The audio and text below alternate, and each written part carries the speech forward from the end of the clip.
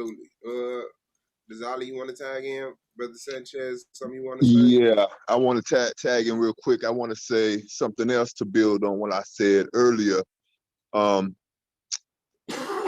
In a way, us here, we are more advanced than other countries when it comes to nationality and grouping. And in a way, we may be behind them also. Now, when I was in Africa, when I was in Jamaica, when I was in Central America, different places, they let me know I was American. You know what I'm saying? You know what I'm saying? They didn't call me African. They referred to me as American.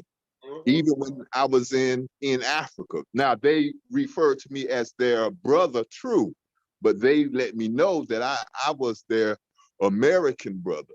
And I think that sometimes us here, we get lost in the sauce with our wanting to be contrary so much that we want to totally throw our nationality of being American away. Like it or not, we are American. Now, like I said, we are recent descendants of Africans. That's what our genetics are, mostly, majority, you know, but I don't think that we should fight so hard that the rest of the world, when you go there, is going to see you as American.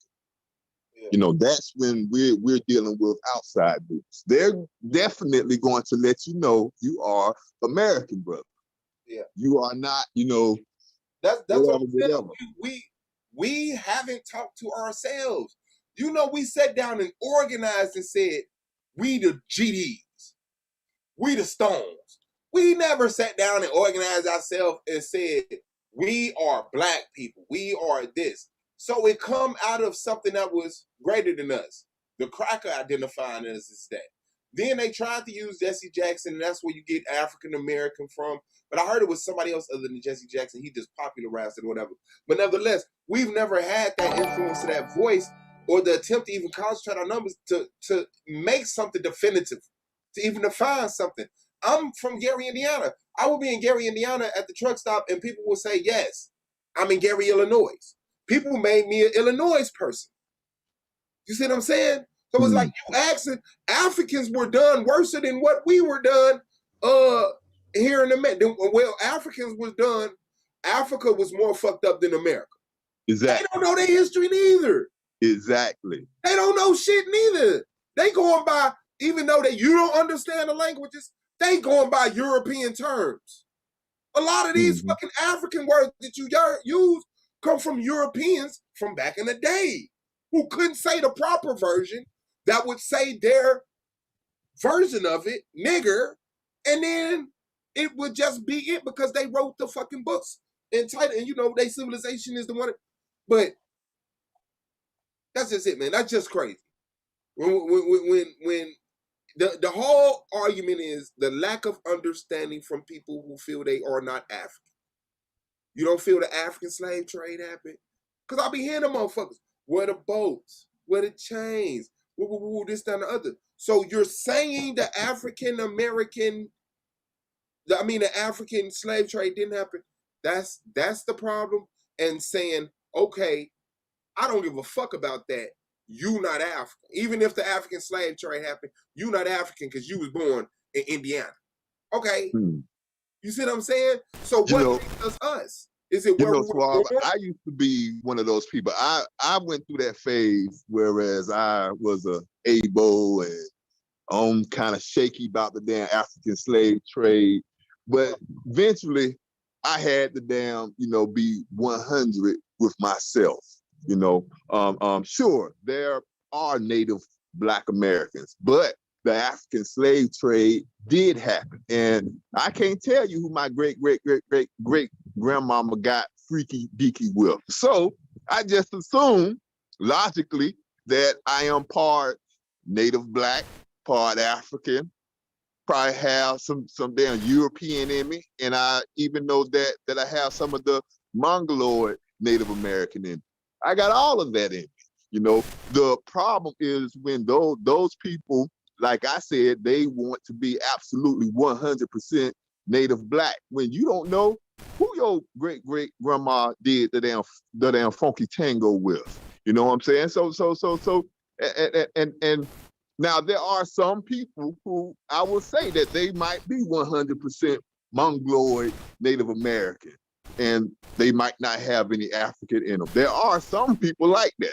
Yeah, you might be a damn Indian, you know, but the majority of us, our people, we should know that we have at least some African in us from the damn slave trade. Now, the problem is some of them want to act like they don't even have that small percentage in them. And that's them not being honest with themselves. Can I cut in and speak? How y'all guys doing? All right, what's good? Go ahead. Thanks for having me, my good brother Suave, boss. I'm coming with respect, man. Is that all right? You always do, brother. What's good on with you? I like what the gentleman is saying there, Dazali, man. So far, I've been really amen in everything he's been saying in the background, all the way up until now, and I can't disagree with none of it. And even what you're saying, Suave, boss, because what we're hearing now is straight up 100% facts, man. If you say you're Aboriginal, and you say, well, look, I'm not from Africa. I think I'm from this land. I always been here. This is my land. But hey, I'm not mad at the man who's saying he from Africa. We're not. If you taking that stance and you're not disrespecting Africa, then that's what's up. I'm with that.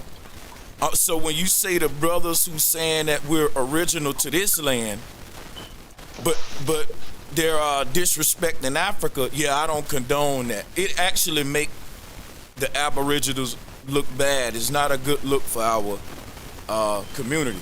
But just to speak on this, right? When a brother talk about the concept of having African in you, that's why when he went to Africa, the Africans was clear to let him know, we're brothers, but you are not African, you're an American. Now, why did they do that? That's what I want to talk about, because people understand the importance of being distinguished when it comes to nationality. Now, for people like Black Americans, we're just a hurt people seeking a damn identity.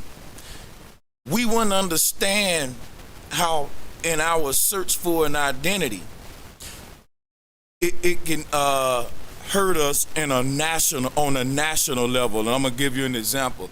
It don't benefit Black Americans to have African pride per se before American pride. And when I say American pride, I'm not talking about this red, white, and blue flag and all of that. The hell with this Constitution in this country. I'm talking simply about the land we own, sacred land that our forefathers walked on here, who Columbus met. And you know what I'm saying? They wrote about them. What I'm saying is the reason it won't benefit us to have African pride, we don't have any pride for the ground we walk on here, and this is where we live at it. You see, if brothers don't have no pride for the communities they live in on a local level, why would they have their pride on a foreign level? In other words, you shouldn't have foreign pride before local problems and all of that. But I do agree with having African pride. See, I'm different than the other guys. I say all of these ancient cultures should be respected, and we should identify ourselves not only with all African cultures, all Hindu cultures, all Middle Eastern cultures. I tell people we indigenous to the earth, man, not just Africa, not just America. You know what I'm saying? And that's why, in reply to what you're saying, it's never the land. It's never the land. That's why I say I'm mad at nationality, because nationality correlated to a land, right? And that caused division between us that we cannot afford. So The one thing that people have to know is the greatest resource on earth is people. It's always about the people. It's never about, it's not about North America, South America, Africa, Asia. It's about the people. Man, not just Africa, not just... There's a system established here on America, and a lot of people don't conceive that system changing without stuff they not willing to sacrifice. You know what I'm saying? A lot of motherfuckers willing to sacrifice it. Some people just feel that, hey, we got a better chance establishing ourselves as the new people we are in Africa, because we can't go back to being the Africans we were. We can't go back to being the Americans we were. That shit was destroyed. That's why this shit exists now. So what you gonna tell the cracker, like, we really the Americans, y'all need to step down? Like, they gonna kill us. You know what I'm saying? So, I mean, if we gonna be in the game, you gotta be alive to be in the game. And that's the only reason a lot of us are here to talk the shit we talk now, because our ancestors said, I'm finna be here. You know what I'm saying? In the game. I'm not finna crash and die. You know, that's just it. So yeah, we are a global people. We shouldn't divide ourselves over no continent, over no terminology. All this shit is man-made. The earth was created by the creator. We were created by the creator. You do not divide either. You just don't. And if you do it as a mature people who obey it. And when things aren't always to their benefit, they can accept it. I can accept the cracker getting power. We never was against the cracker getting power. It was the abuse of their power that obstructed our power we got a problem with. We never had to hate the white man to say, I don't want to be treated like this by you. I love my people, and I cannot let my people be treated like this by you because I don't hate you. I can't let that be the reason why I don't hate them. Even if I don't hate you, I have to do something to change conditions for these people because I love them. That's just it. That's just it. So once people get the point that the people is what it's about, it's never about the land, it's about the people. People hold on to America, flag, shield, colony of, what's the name? Listen, man, we lost that shit. We lost it. We lost it. Whether it was in Africa, whether it was here. We lost the tribes. We lost the colonies. We lost our history. We lost our shit. And until we establish ourselves as something and get some type of deal going to reveal the history and look behind these locked doors and then these cellars and to dig this stuff up out of the ocean that the motherfucking Smithsonian throw in there every year, that's just it. The right to get to do our own independent archaeological digs here in America, over in Africa, until we come together and become a presence globally. And we're not going to do that as long as we arguing about local shit. I don't give a fuck if we got to move to Alaska to be one. Let's move to Alaska, unify, and then come back out on the world as the motherfuckers that we know we are. You always, calm down. Not going to do what you think I'm going to do. But shit is finna be different. That's just it. That's just it. That's a big point that you're making there, Brother Suave, about people trying to hold on to past stuff that is lost, you know what I'm saying? And trying to piece together half-ass information that we don't even really have the access to. So while we're trying to piece it together, we're putting it back together all half-ass, all wrong, and getting called out on it like, no, that's a lie. And it's a lie because you don't even have access to the information, so you're half-ass putting stuff back together and it doesn't smell right, you know. And we are stuck on trying to go backwards when backwards right now is not accessible to us at this moment, because like Suave say, we don't really have the presence, the resource, the time to be digging and deep sea diving to get the proper information. So the first thing we have to do is recognize that we're not going to be able to go back to those individuals, separate tribes. That's all 19th, 18th, 17th century stuff anyway. We have to move forward, 21st century. The goal is to always progress, not regress, you know. So I also noticed that people get stuck at a certain time point. Like, let's just take the Israelites. All right, so let's just say that y'all did come out of Israel. Oh, all right, sure, fine. Did y'all grow from out of the ground in Israel, or were your people at one time in the land that we know as Africa? See, people want to put their dot down at a certain timeline. They're just like with, Americans. Look, I am 100% American. My timeline goes back to 1850. All right, fine. Where were your people at 500 years before that? It always goes back to, well, if you go off the out of Africa theory, it always goes back to Africa. Uh-huh.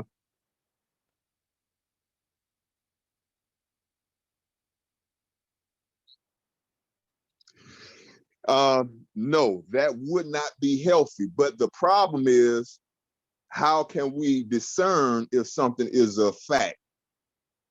Because we don't have as much access to the internet.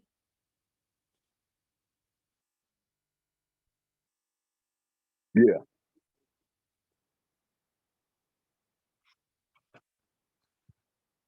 Mm-hmm.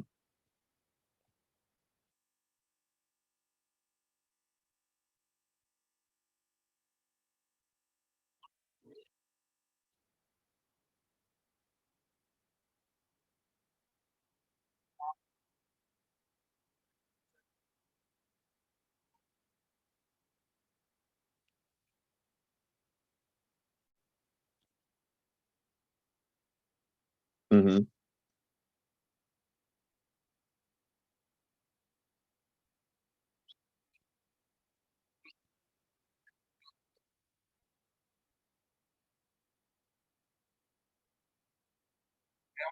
We are. That's why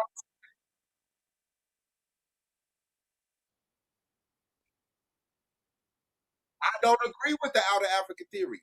I don't believe we. I believe that Same here. we were a global people, and that some catastrophic happened to the earth that we had to run into Africa. Now there was some people in Africa, but it's not like all of the people on earth was in Africa and didn't know about we were never ignorant people. So Mm-hmm. I believe that we were pushed into Africa to avoid what we knew was going to happen to the rest of the world. And then as the rest of the world melted and floods rescinded, we went back into the lands that we already knew.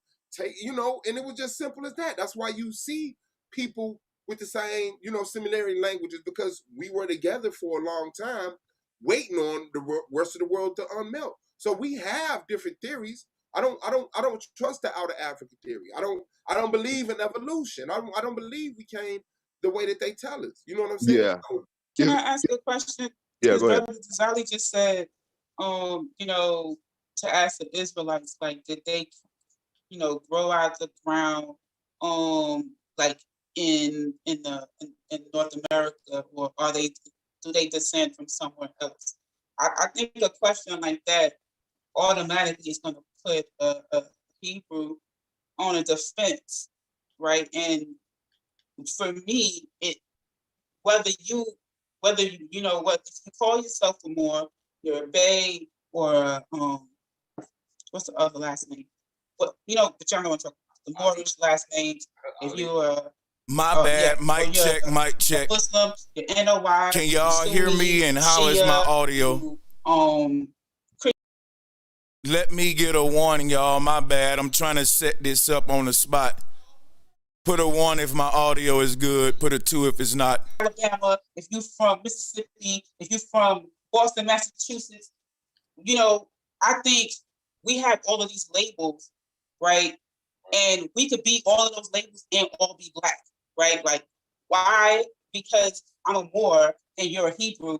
We different people, but we can't relate, but we can't connect, but we can't fight shit together. Like, I personally think that's just stupid.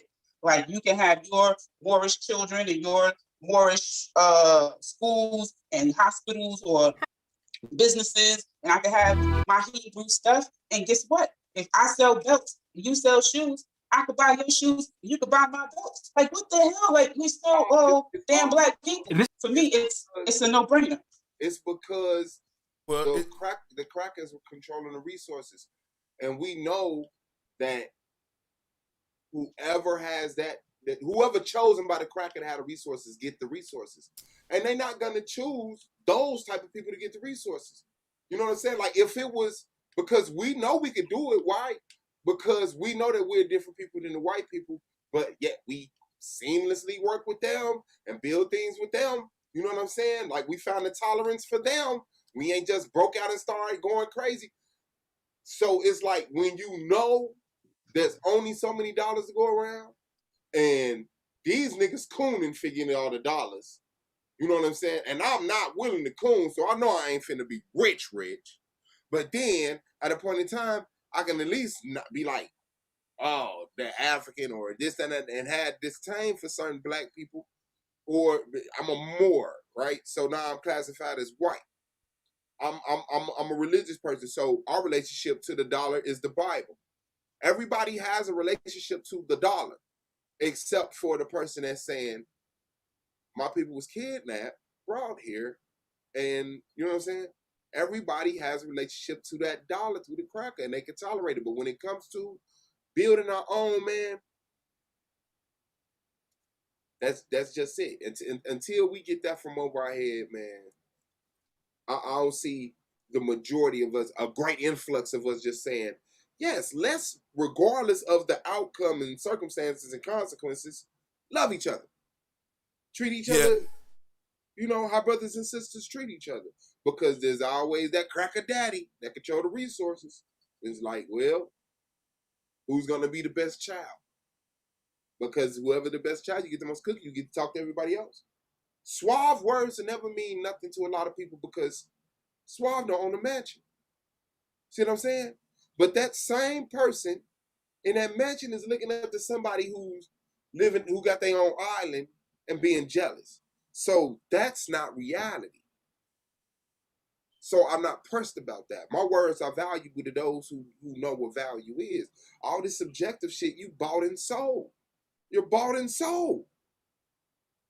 If the truth don't matter because this person is broke, you are bought and fucking sold. And you will not accept the truth until it comes from somebody who has money that impresses you, which is ill. Because that means you will accept a lie from somebody even richer. And since they control the resources, they can always afford to tell a bigger lie than we can afford to tell the absolute truth. And I don't go by that. I don't honor that shit. I don't give a fuck. I'm not here to be my brothers and sisters' enemy. I'm not. This shit ain't no. All you gotta do is read some books. Not even a lot. It's like 6 books you have to read.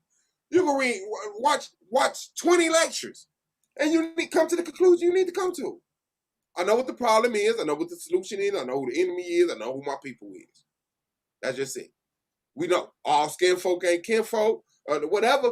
All of the sayings that you can say, unless you made it up today, I don't want to hear it. We know, and we're going forward. Despite that, or they're gonna be on your ass. Forward. They're gonna blackball you. Forward. Let's do something great, shake this shit up, and make them react to us. They're not even reacting to us. So what I would say we're not even a threat. They giving you the false illusion that you got people out there raising hell over you. Black Lives Matter was not for black people. You know, but you think, okay, long as they doing something, I could just keep going to work. Shit is getting done.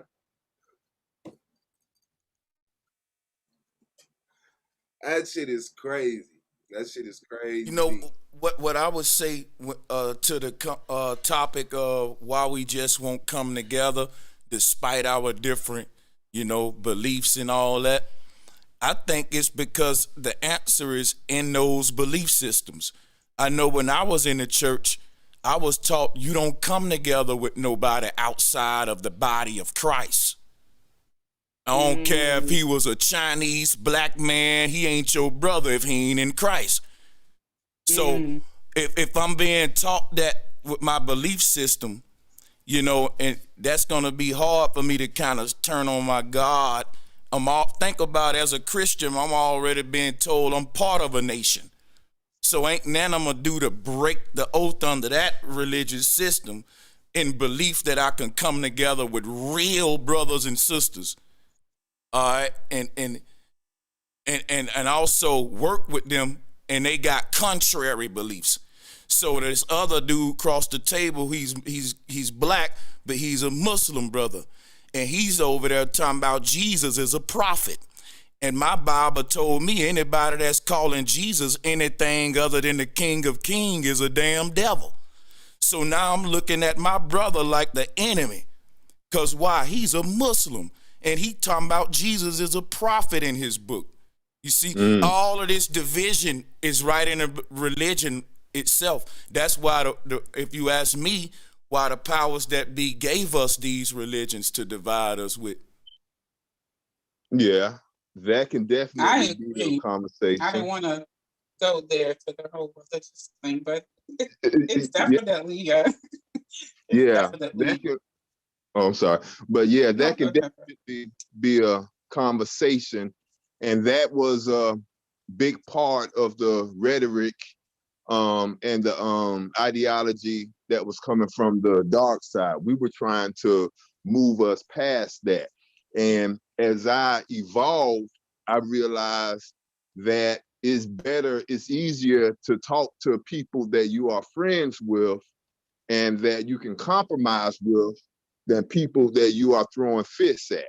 So just like when it comes to race, I try and look for a compromise. When it comes to people's ideology, religion, I try and find a compromise. Now, me personally, what I do is I say that I am all of those things.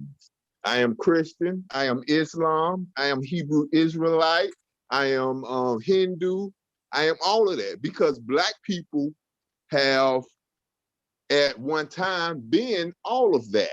You know, maybe not Black people on, you know, American soil, but there's Black people in the Middle East, there's Black people in Asia, et cetera, et cetera. So I can lay claim to all of that. Now, and then what I do is look for the areas of compromise within them. Now, we maybe can't compromise on individual scriptures that I think have more to do with human politics, but on scriptures that have more to do with, you know, basic morals and ethics, I can compromise on you with that. So that's why I can compromise with most brothers and sisters, even when it comes to religion, you know. So I think that that's something that we need to damn do more. What do you mean compromise? Like you take on their beliefs? Huh? You mean you take on their beliefs? What do you mean by compromise? I'm sorry. Not really, you know, because at the core of all beliefs, I would say that the core of all beliefs are similar enough to whereas you can take a piece from every belief. You know, you don't have to take everything, you know, but you can take a piece from everything. You know, every religion I've come across has something good in it. You know, it may have things that I don't identify and don't agree with, but at the core, there's something I can ride with you about. I can compromise with you about. So that's how I try and avoid religious conflict now. That's my whole thing now. I try to avoid conflict when in most people, it is all about conflict. Let me find someone I can fight. You know, that's something that is programmed in us. Let me find someone I can fight, find something I can fight someone about. Why? See, that involves changing your whole spirit. You see what I'm saying? That involves changing your whole spirit. And that'll lead to Black people coming together.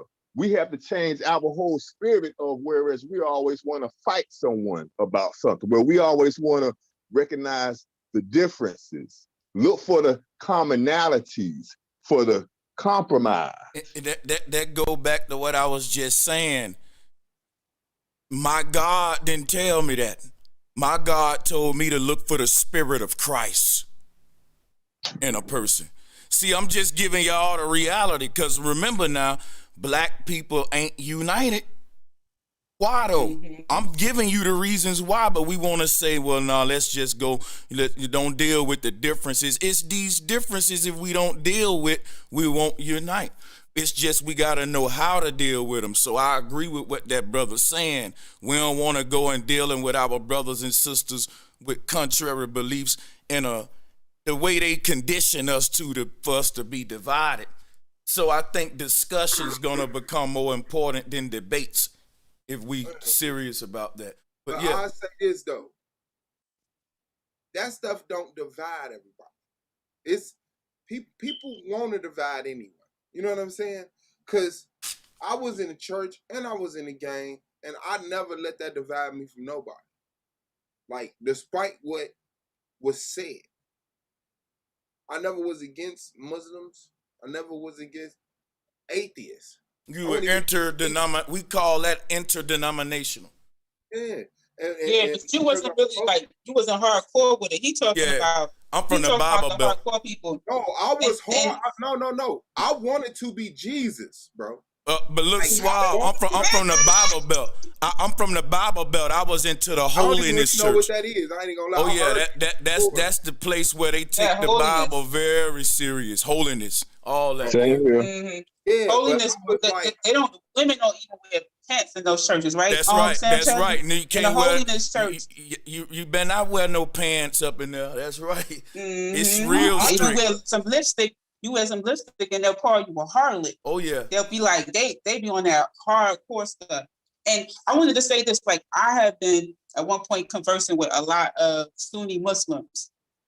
And I started to be like, wow, to me, it felt very cultish. It felt like, they would reverence or feel closer to Arabs than to other Black people, even from their same country or like a different country. Like you if you ain't alhamdulillah banging with Allah, you basically rocking with Shaitan. You going to not Jannah, what's the other place where the lake of fire? You're gonna burn in hell. You just and that allows them to be able to enslave you. Right? If you reject Allah, you a kafir or kufar or whatever you call it, they can enslave you, right? So when we want to know why, quote unquote, Africans enslave Africans, well, if you're a kufar, I can enslave you. And I'm doing the right thing. I'm following what God told me to do, right? Don't matter if you're from the next village across the street. I can enslave you. So, and those same Sunnis, they would get mad when I start talking about the NOI, because I'd be like, listen, NOI, they just look like Black men to me. I don't never see, we don't got them kind of issues, and I'm not even in the NOI, but I'm like, I rock with them before I rock with you, because they stand on Blackness. Y'all not standing on Blackness. Y'all standing on Allah. That's it. And, like he said about the Christians, that someone who's outside of Blackness is their brother and sister because they believe in the same God. And in Islam, it's kind of the same thing. So, like, I agree with Brother Sanchez that is a huge divider. I would have to agree with him. Swap. I get it. I just know that ain't nothing greater than us. And the book was written. We can write another. And we can write a book that unites those religions, and people will read the book and unite, because that's what humans did. They had nothing, then they had a book, people believed it, moved in that fashion, then they wrote another book because people was disorderly because the first book promised something and we don't see it happening. Where's this warrior? So they write another book. Oh, It's a passive person that tell you obey the laws of the land and turn your other cheek. We could just write another book. That's all it is. Write another book and get out of the way. People will read it and they'll be like, oh, Allah and Jesus and was brothers, you know, and you know, like we could do it. But the point is, the truth, nothing beats the truth. Nothing beats, and these books are lies. Once we get to a certain point, the information will come out. We already know the Vatican holds some, the Smithsonian dump stuff. We could start there. I guarantee you we'll find something that'll crack a big ass piece of this shit open. Like, wow, this is what's going on. Because these people are claiming to be the lineage of Jesus Christ, right? An unbroken chain of ordained popes from Peter. See what I'm saying? So it's like, we could easily dismiss that shit, man. But as far as having a religion, have your religion. But when we come together, you know, like niggas get together every day and play basketball, and they don't never is no different. The Muslim play basketball just like the atheists. If we stop doing that stuff in places where it's not necessary, we cool. When we come together to get money, you know what I'm saying? I don't give a fuck. You got a Bible under your hand, but we not finna bust that bitch out and take 2 hours out of our time to read it. Bring your Bible, bring your Quran, let's sit down and handle business. And then let's go play some basketball, and then let's go eat, and then we can go back our separate ways and be okay. It's just simple as that. But people can't let go of trying to influence you. They can't just be okay with people respecting that they have it. Motherfuckers go in it. No, you gotta know about this. It's the commandments. I gotta know about it. Man, God just put it in my spirit. I just can't stop. Motherfucker told me I got an Uber. White dude. No, it was a black dude. He said, man, God just told me to put it on God just told me to tell you this year is gonna be your best year yet. I said, thank you. I didn't say I don't believe in God. I don't believe you. Did you hear a voice? What language was he speaking? I don't ask them dumbass elementary questions. I already know what's going on. I accept them and I move on, man. That's just it.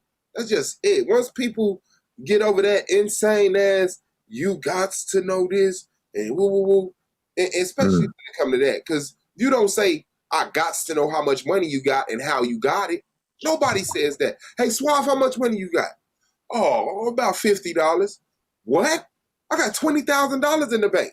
You got to know how I made it. Nobody does that. It's only with this religious shit. It's only with this religious shit. Everybody else, you want to hear about holistic healing? No, not really. Okay. Moving on. Want me to take you to church's chicken? Yeah. Okay. But with this religious shit, it's just, no. Man, we can't even fuck around with each other no more, man. I ain't know you was a Torah only, man. You know, that goes into when I used to have discussions or arguments with my siblings growing up, where you would have one sibling that's nosier and more boisterous than the other, and they always want to tell you what the fuck mama said. Mama said. So I eventually got to the point where it was, don't tell me what mama told you. You do what mama told you. I'll do what mama told me. Mama talks to me too. She does not just talk to you. So now you can transfer that. Well, that's really looking for damn conflict, and at times conflict is coming. But that's how I see some people who are trying to tell everyone else what God told them, what Allah told them.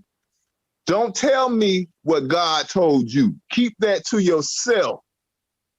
I'll worry about what God or Allah or whoever, I'll worry about what they told me. See, that's where the problem comes in, where people are narcissistic, where they have pride, where they have ego, and they want to influence other people they see it as saving other people by informing them of what God told them to tell them. First of all, well, I don't even want to go down that path, but the main thing is if people would check their own egos. See, you have people who swear that they can hear God, but 300 million other people can't. That's a certain mental situation. I can't remember the damn name of it. So that's what people have to check themselves. Keep what mama said to you to yourself. But we can't do that though. We can't do that. No. I have to be the boss. I have to spread mama word, even if I'm down telling it wrong. What if mama told you to clean the kitchen first, always, and she told me to clean the damn living room first, always? But here you are telling me mama said clean the kitchen first. Mind your own business. Yeah. About what mama said. I think all of this right here proves the detriment of religion.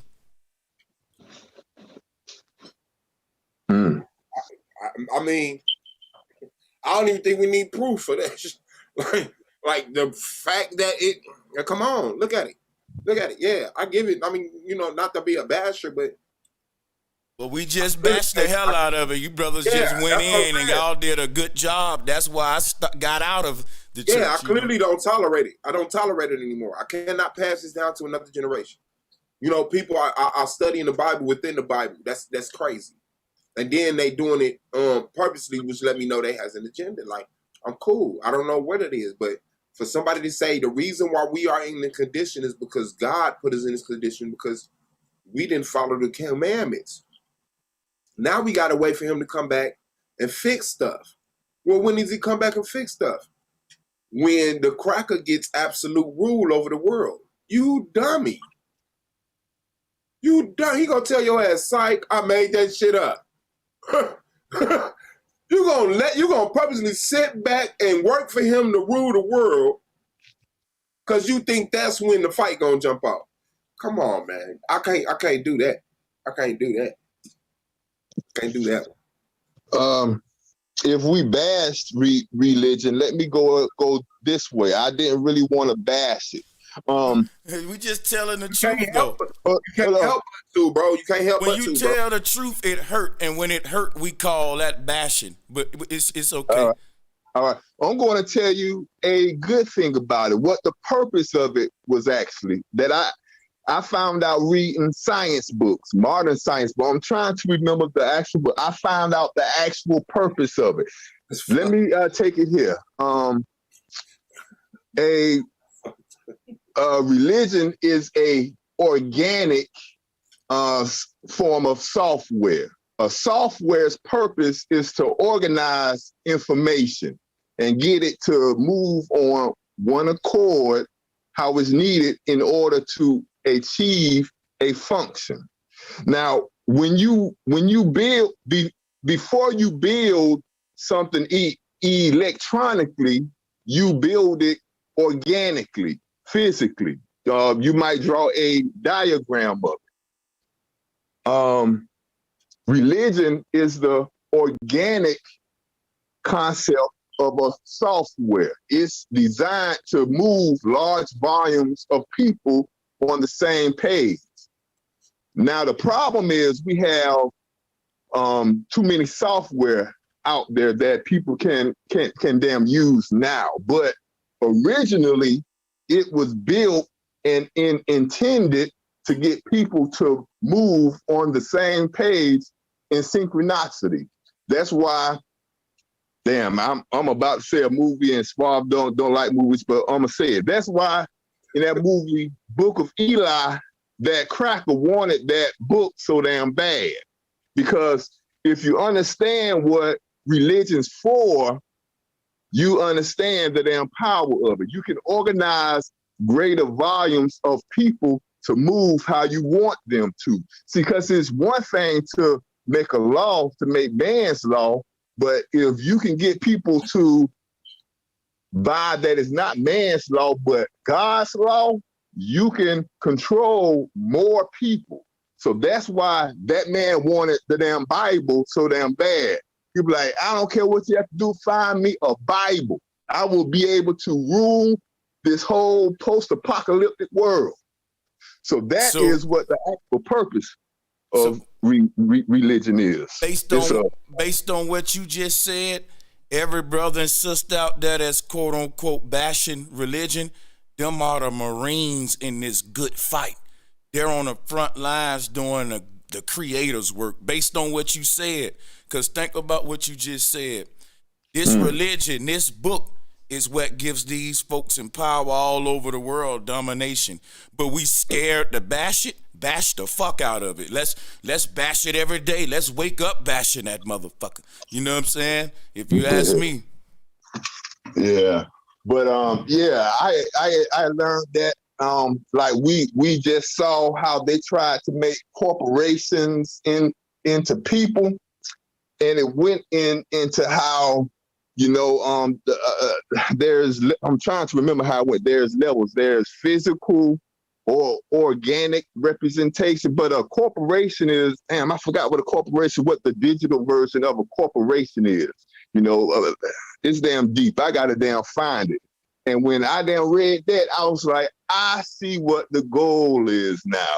What happened?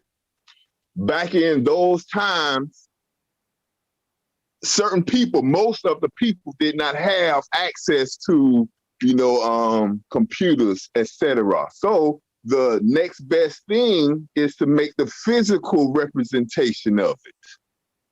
You understand me? Make the physical representation of it. Then when your technology game catches up, then you can make the digital representation of it. So they made the digital religion. They're moving from physical money to digital money. See, the people had to catch back up with technology, but that's what it is.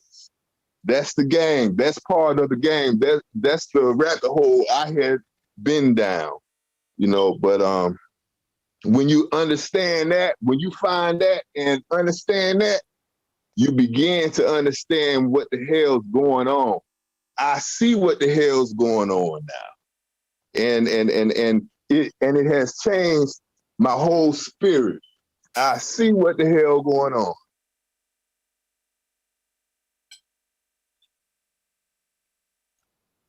Yeah. But Suave must have stepped away.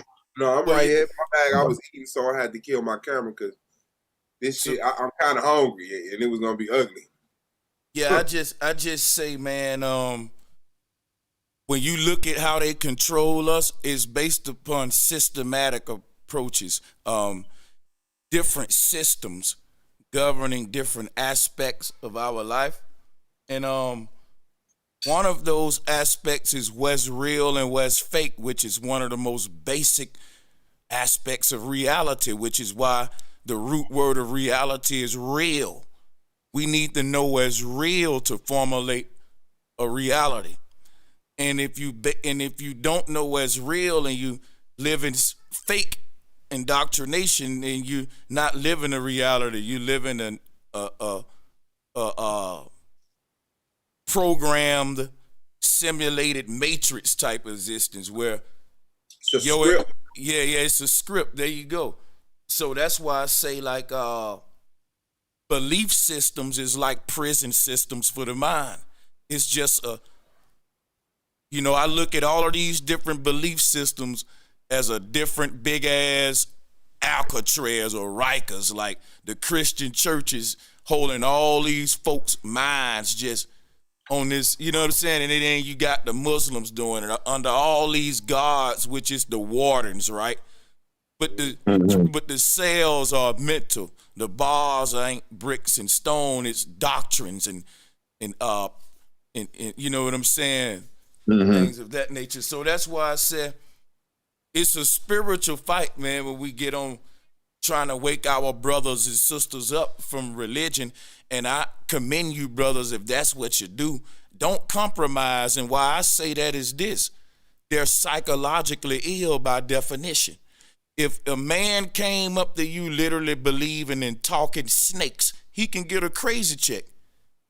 When a child get to a certain age and they still believe in Santa Claus, we say, hey, somebody better teach that boy, what are y'all doing? That's not right now. What is he doing still believing in the Easter Bunny? But we let adults still believe in talking snakes and, men walking water and things, the sense, so taking them literally. But so that's why I said, man, we actually are doctors. We're psychologically trying to heal people from. This is crazy when you got a 50-year-old man that believe a snake talk. And if you freed that man from that, man, salutes to you. You just did the job of a psychologist. Like, that man could have literally got a crazy check if you want to. Come on now. If I showed up today talking about, that snake just told me if I bit that apple, they'll be like, ha. Has anyone got him on meds yet? So that's how I look at it, but yeah. I will say this, and I've been growing a lot in my understanding of these ideologies, philosophies, etc. As I like to say, there are layers to things. And Brother Sanchez, you also know this. I've tuned into some of your shows. We understand that there are layers to this life that we live in. Now, what some of us may not understand is how those layers are connected. How the spiritual affects the physical. And so you have to apply that to these religious doctrines. There is a whole lot of fluff in them. There's a whole lot of human politics in them. And that's what a lot of people get caught up in. They get caught up in the human politics. They're looking at the forest and not looking at the tree. See, I understand this about people now. So that's why I'm not as hard on them now. They're looking at the forest. They're looking at the human politics, and they're not looking at the tree that they need to be focused on, because our physical world is affected by our spiritual world.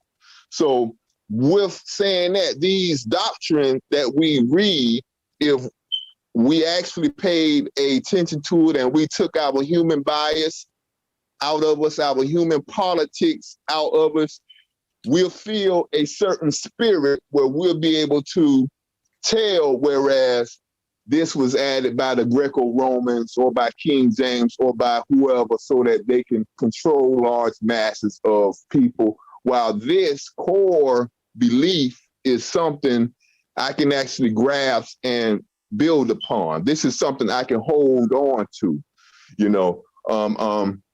So I applaud brothers who can read these doctrine and they don't allow it to govern their life to the point whereas they apply human politics to it, where they're harassing people, where they're trying to tell everybody what mama said.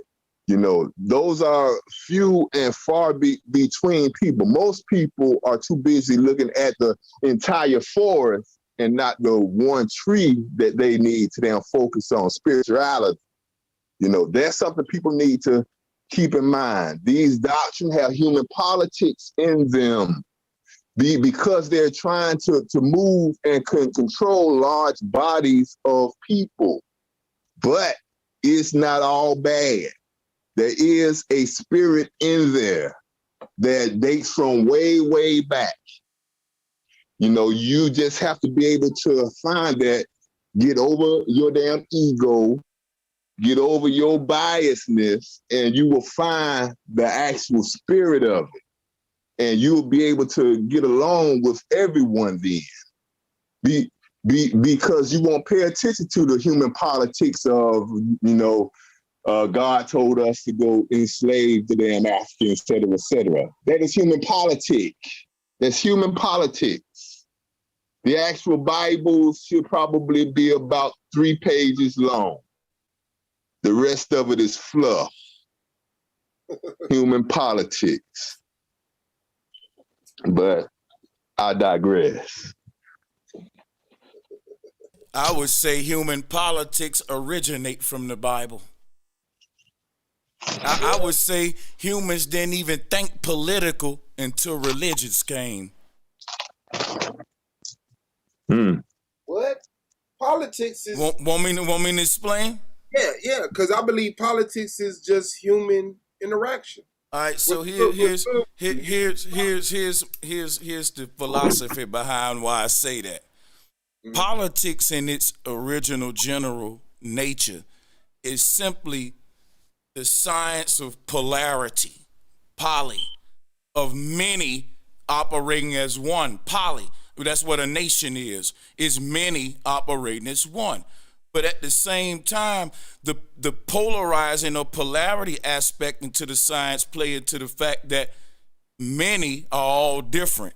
Many, you have, within any nation, you have half of the nation that's going to be in polar opposite to the other half on any given argument in any given situation. Now, before they had Democrat and Republican, they actually would vote for which gods we wanted at the top of the pantheon.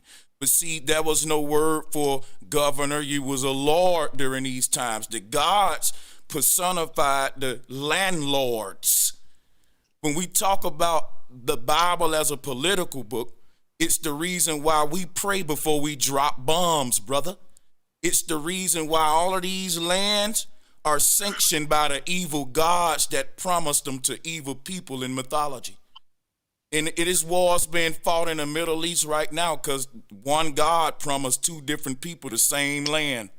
That's the politics that play out on earth because of some shit written in mythology.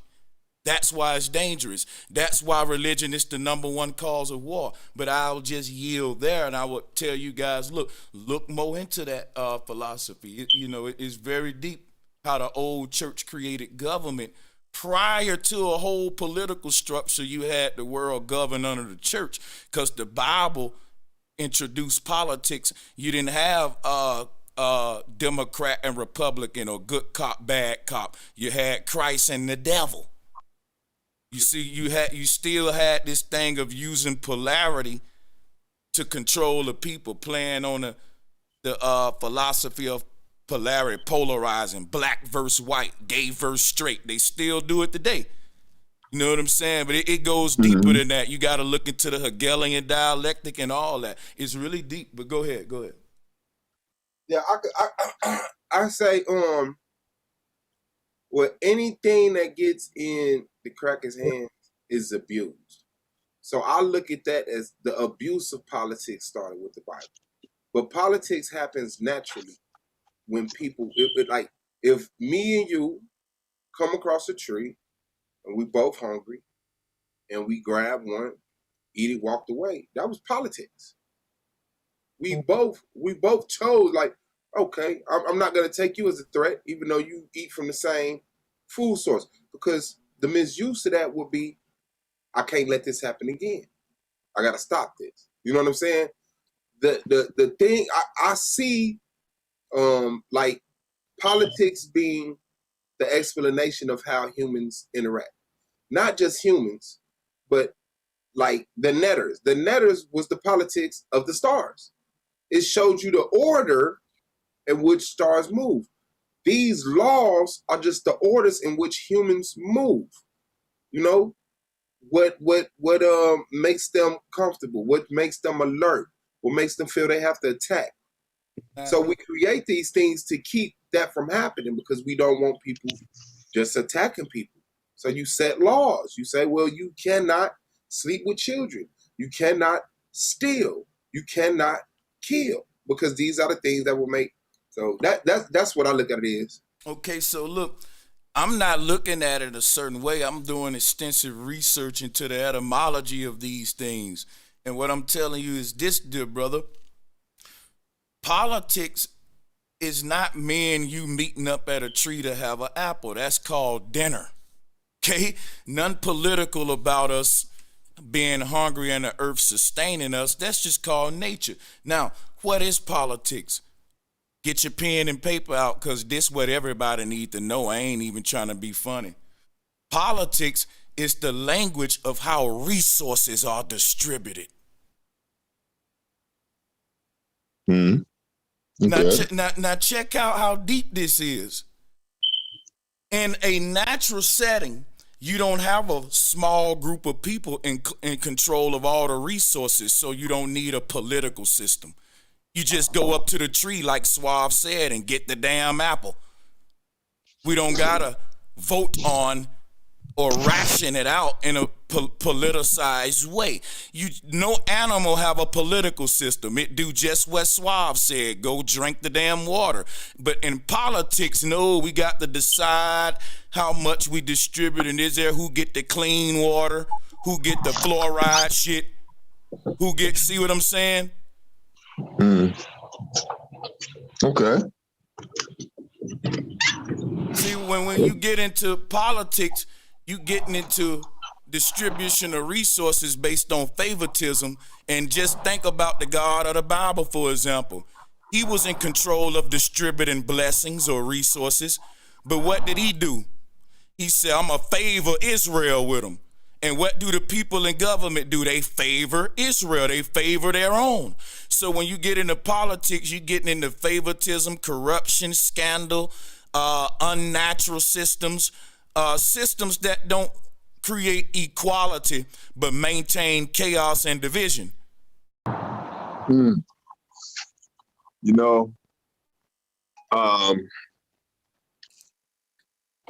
lot of people may not drop into various scientific communities from time to time like I do. I might drop on National Geographic Forum or the Science Forum, and I like to listen to what the hell's going on around me in the world now as far as science goes. So a lot of people may not know right now that there are battles being waged in scientific academia concerning what we were talking about earlier, the out of Africa theory.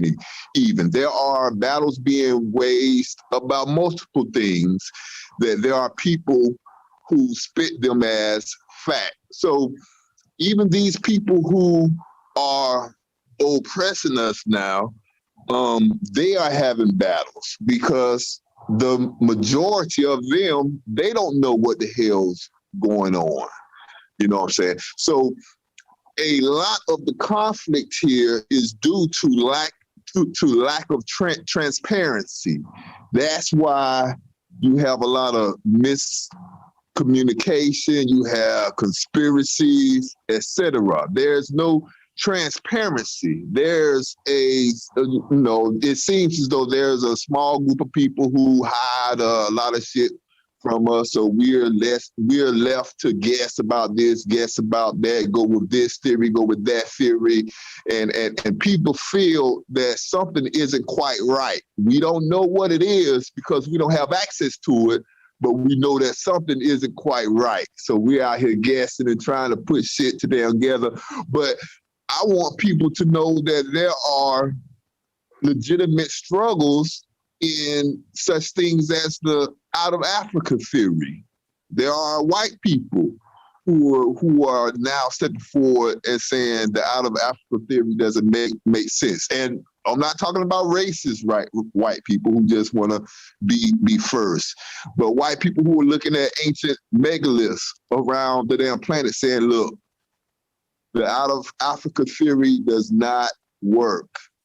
You're going to have to update it. Look, we've found this. Look, we dug deeper than what you told us to, and we found this. We found evidence of this. We found evidence of civilizations who did not war, you know. So things are being found every day, and I think that people who are into that, stars and astrology stuff say we're moving into the age of, I can't remember what it is, Aquarius or Pisces, one of those, and truth is going to come out. But that'll be Aquarius, yeah. All right, thank you, brother. But a lot of stuff will be coming out eventually if the proper people win these battles, because these are battles being fought by old guys who are trying to hold on to previously released erroneous information. Information that people are staunchly holding on to, and they don't even know that they're holding on to wrong information. They're cursing people and damning people with wrong information. Let's just take one for example. Let's just take that the out of Africa theory is trash, which I really think it is. You know, how does that change our books and doctrine that we go by then? You know, how does that affect our religious doctrine if the out of Africa theory is false? You know, these are things that people have to take into consideration, where you have to humble yourself and, most importantly, have the stance of, I might be wrong. I might be interpreting this wrong. I may have been taught wrong. See, that's what helped me when I finally realized and, 100% said, damn, everything I've learned is probably wrong, maybe wrong. That's what more people need to take the time to them do. Extreme we go to. Everything you learn was not wrong. School didn't teach you 100% lies. Like, but we come up out of these stuff's extreme. All we got to do is just stop being so irrational, reactional. The logic will change and it'll be like, okay. But usually when you hype up or you exaggerate, your solution or answer is usually an exaggeration, which makes you sound crazy. So I think we'll just have a more logical conversation, and it's like,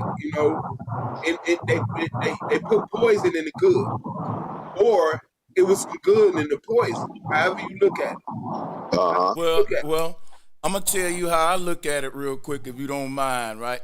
Check how I look at school. And the brother got that wind going back there, but I'm gonna try to say this real quick, Suave, because you making some good points. School ain't teach us everything wrong. What they taught us was everything we needed to know for us to be what they wanted us to be. So if I wanted to create a slave, I'm gonna have to teach him a little math.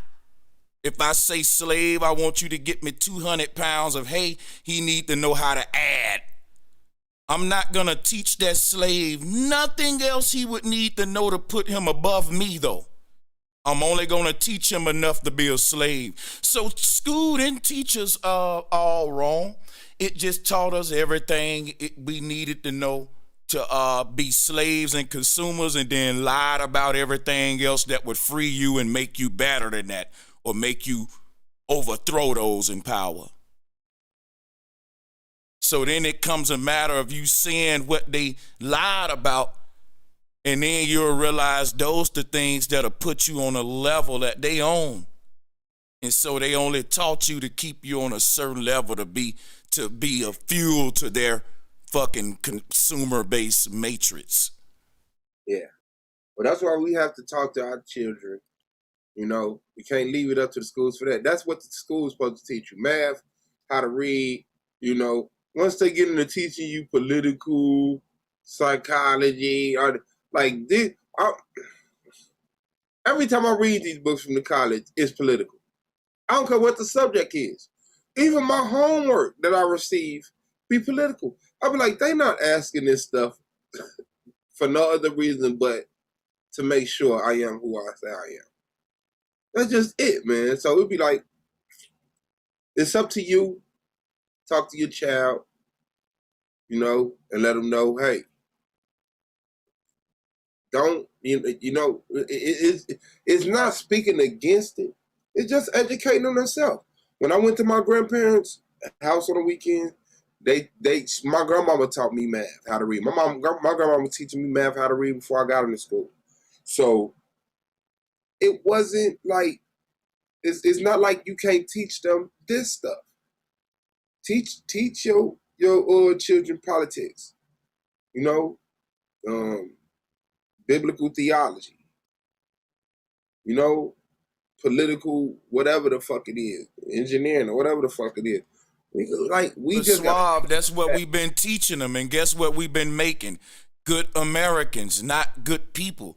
And guess what I'm gonna tell you? Good Americans are disposable. Just ask all the war vets. Ask all the war vets who homeless. So we're not telling our children to do nothing outside of status quo, which is why we can't escape it. I'm telling them, fuck learning politics, fuck learning biblical theology. Guess what you gotta learn? How to generate and harness your own energy. Guess what you gotta learn? How to gather and sustain resources.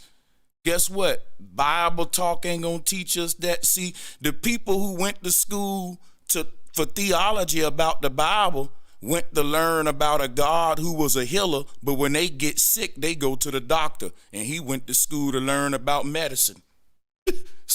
You see, it's this thing that's going on now where we have occupied ourselves with theology so much as a people. You know why? Because we spiritual, man. We spiritual people.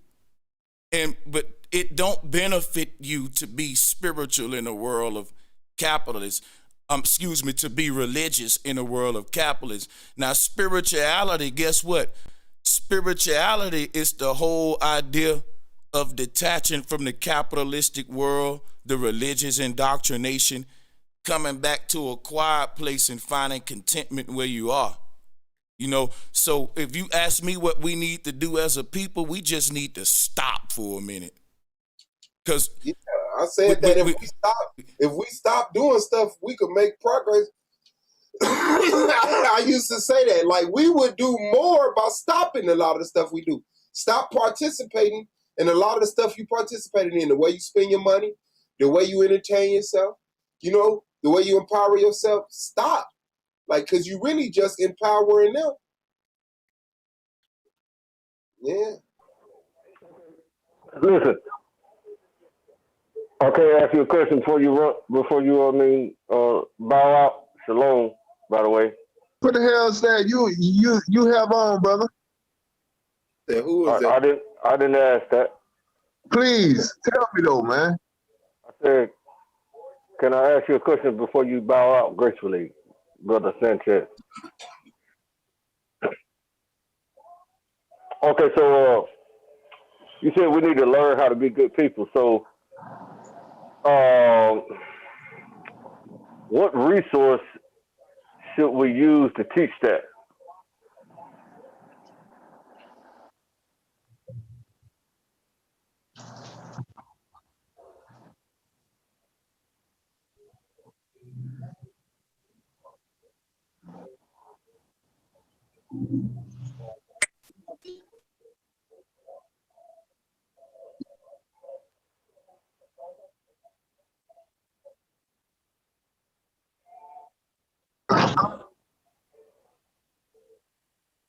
Mm-hmm.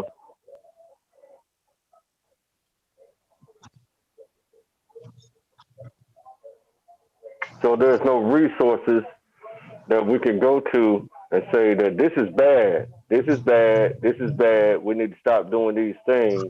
There's no resource that we can read in order to teach these people what bad is. Mm-hmm.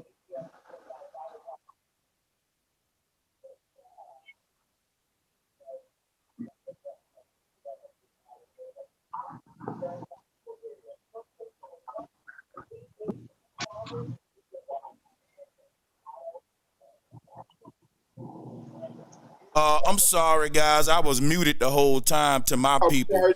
Okay. Yeah, to my people. So let me just re-clarify what I was telling the brother. I was telling the brother that before he asked me the second question, my answer to him was us becoming good people ain't a matter of learning nothing. It's a matter of us unlearning something.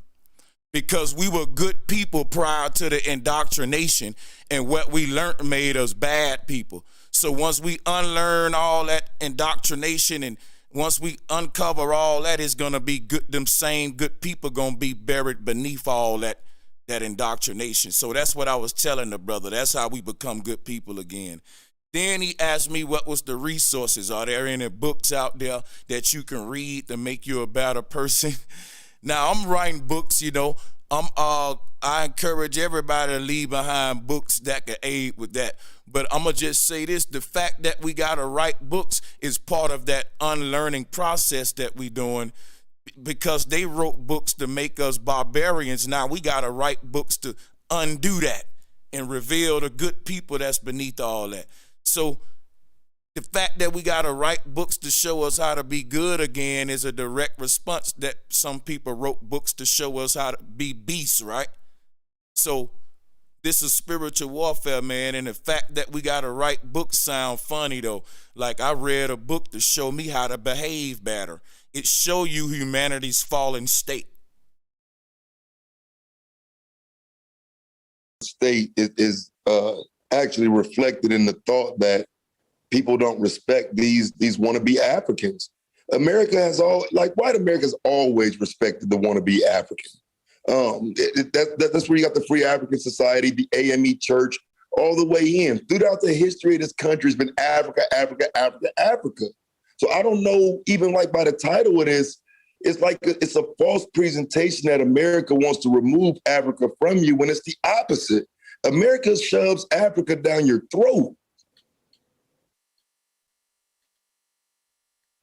To a certain extent. Ain't no certain extent to a maximum extent. Listen, I can't get through the Netflix documentaries and without saying Africa probably 70%. Egypt, Africa, pharaohs, pyramids. That's real though. That's real, bro.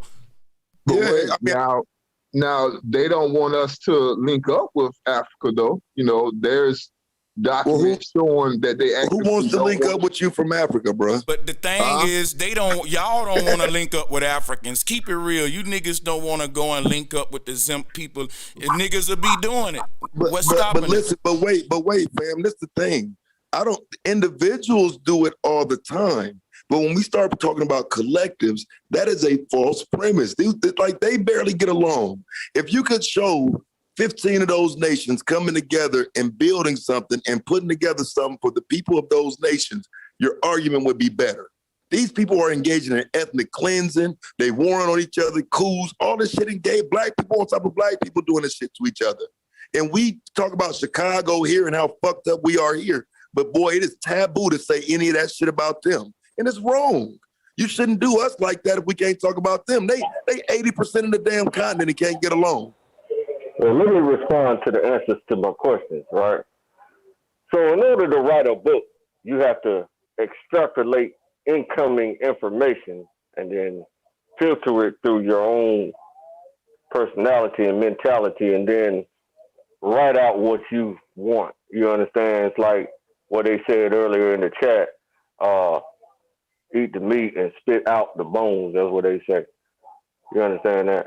So there has got to be resources in the earth in order for you to determine yourself what bad is now.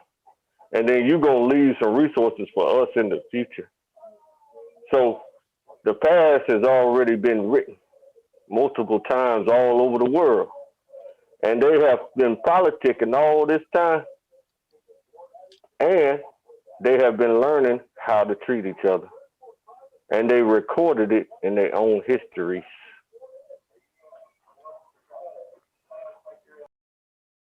Anybody want to respond to that? That's what it is.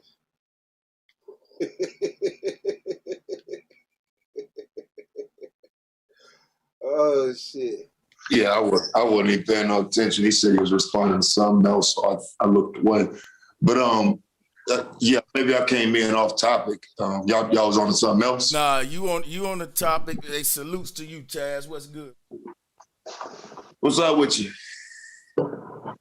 They shut me down earlier, man. They ain't like that shit, man. They shut me down. I had to come back with a fresh title dedicated to the Africans. They ain't nothing changed, nigga. But Sanchez, let me ask you a question. Have you ever heard me talk about Aboriginals and Africans, or do I say all that? Y'all need to put all that shit to the side and just be black. I hear. Yeah, it's the latter. Yeah, because I don't do this. I think this is the second most divisive thing outside of religion. Like I understand people need to realize where they from and embrace your homeland, but leave that shit at home when it's time to get to the conversation about what we're doing, though.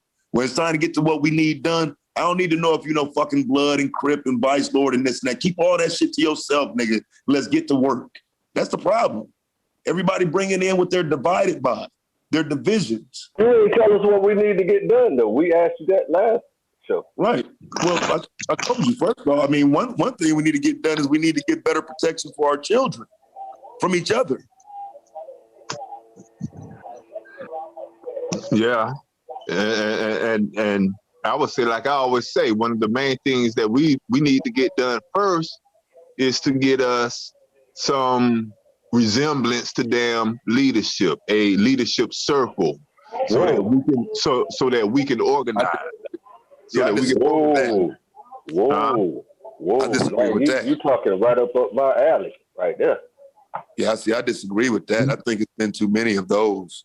Yeah, circles mislead. That's right, though. Now, I will say this. I will say, like I always say, they have won one of their battles that they wanted to win against us and getting us to actually, believe that we don't need leadership. Every organism, every organization must have leadership. I disagree. Hold on, bro. See, that's the false premise we be laying out. Now listen to yourself. Don't have a leader. I would tell you the opposite. The whole reason why you see a Marcus Garvey movie finna drop is a reminder that you need a leader. You a nigga, you need a leader. Don't have a leader of trees. That's because they don't move. But see, here's the thing, brother.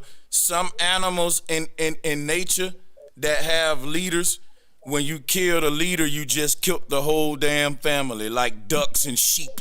See, we're not that. We're not that. We're man, and we're higher thinkers. And we can't see the thing about Islam was it meant I am self-law and master. So we need leaders, but a nigga can't lead me if he can't lead himself. That's how you get niggas like Eddie Long who want to be a leader, but you can't stop yourself from touching little boys.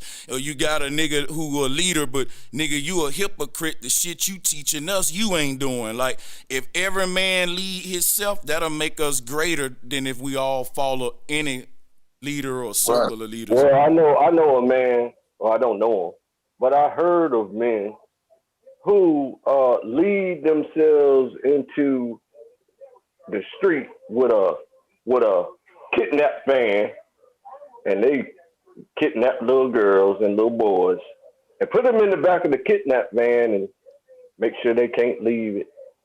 And then they take them somewhere because they is controlling themselves. They themselves are their own Lord and master. Well, I don't get your point. Well, the brother said that we should all decide for ourselves to be the Lord and master of ourselves, right. And that will make it better. You wouldn't make that person a leader, would you? I mean, you, of course you have before in the past, but I mean, that's my point. You wouldn't want to make that person a leader. But we've done. I haven't made no. For example, we make Marcus Garvey into a leader as if he's not involved in a murder. There's no more Mr. Nice Guy with the Garvey information. Garvey is not my leader, bro. Let's get. Oh, hold on. Me and you talking now. Don't put me as every black person in the world. No, I'm not. But the point being that we don't deal with this leader thing effectively. To say something bad about a black leader is No, Garvey took his own responsibility to create businesses, to get rich, to get the word out enough in order to motivate a lot of people. So now, that's not the same type of leadership I'm talking about. I'm talking about electing a leader, where all Garvey was elected, man. Argue. That's why he was elected. That's what I'm saying. Y'all ain't ready. You know, there are steps we can take in the future moving forward. Go ahead. I get a standing 8 count. I can't get no standing 8 count on that. Go ahead, Clan. Go ahead. You just said Garvey was elected, so I need to know this information. Yeah, he was elected in New York City, 1919, in front of 20,000 as the provisional president of Africa. In New York City, by whom? By the people that he influenced? The UNIA, yes. And then when he went, okay, so listen. So when he went to the League of Nations, multiple organizations. This is going to close you out, though. I'll close you out. When he went to the League of Nations, he went to the League of Nations as the representative for Negroes around the world. Look it up. Yep, that's right. Okay, and what? Did they recognize that or not? Yeah, he was recognized. Garvey was internationally recognized. Yes. Not just internationally recognized. Yes, he was the president. I used the wrong word. I meant to say, when he went to the United Nations as the leader of black people, was he honored and endorsed? That's what I meant to say. Yes, it was early, the leader of black people. Early on, bro. This was before all the other shit. This is how you get to the other shit springboarded. This is, you know what I'm saying? This is when you reach the top of your game in 1919. So yeah, he was able to go and speak on behalf of black people across the world. Yo, Taz, I'm gonna even go this far with you, and I want to know what the GOAT think about this, right? I heard somebody, I read on one of these posts earlier where we was arguing with this. Somebody said, real talk. They said, look, they said, look, dang, bro, let me finish. Look, somebody said that Garvey's movement was like the first Black Lives Matter, bro. What y'all think about that shit? Hey, that's kind of deep right there, though. Who said that shit? It was somebody. But that's how I look at it, bro. I kind of look at it like that, though. I got thirsty for real. I had to see that. The reason why I disagree with that, because they were more cohesive than that. These niggas might not have been getting along, but this Black Lives Matter shit they are loose knit. Yeah, they are not a cohesive unit. That's true.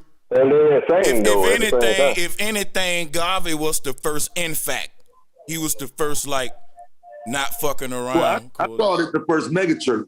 I called the UNIA the first megachurch because they was united. I mean, that's one thing they were, but it's the infighting that you didn't see that was the problem.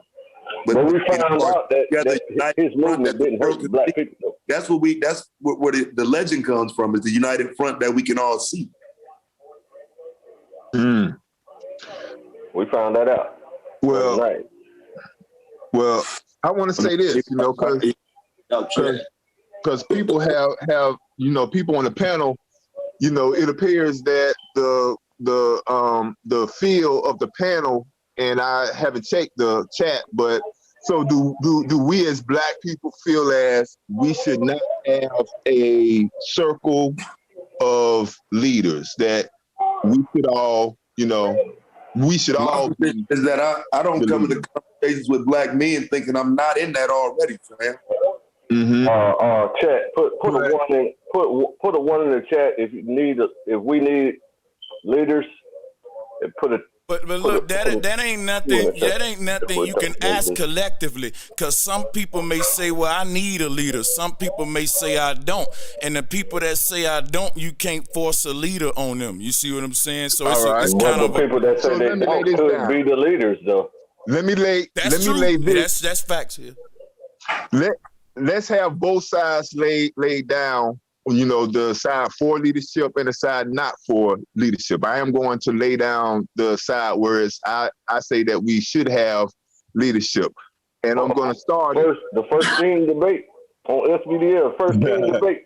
Check it out.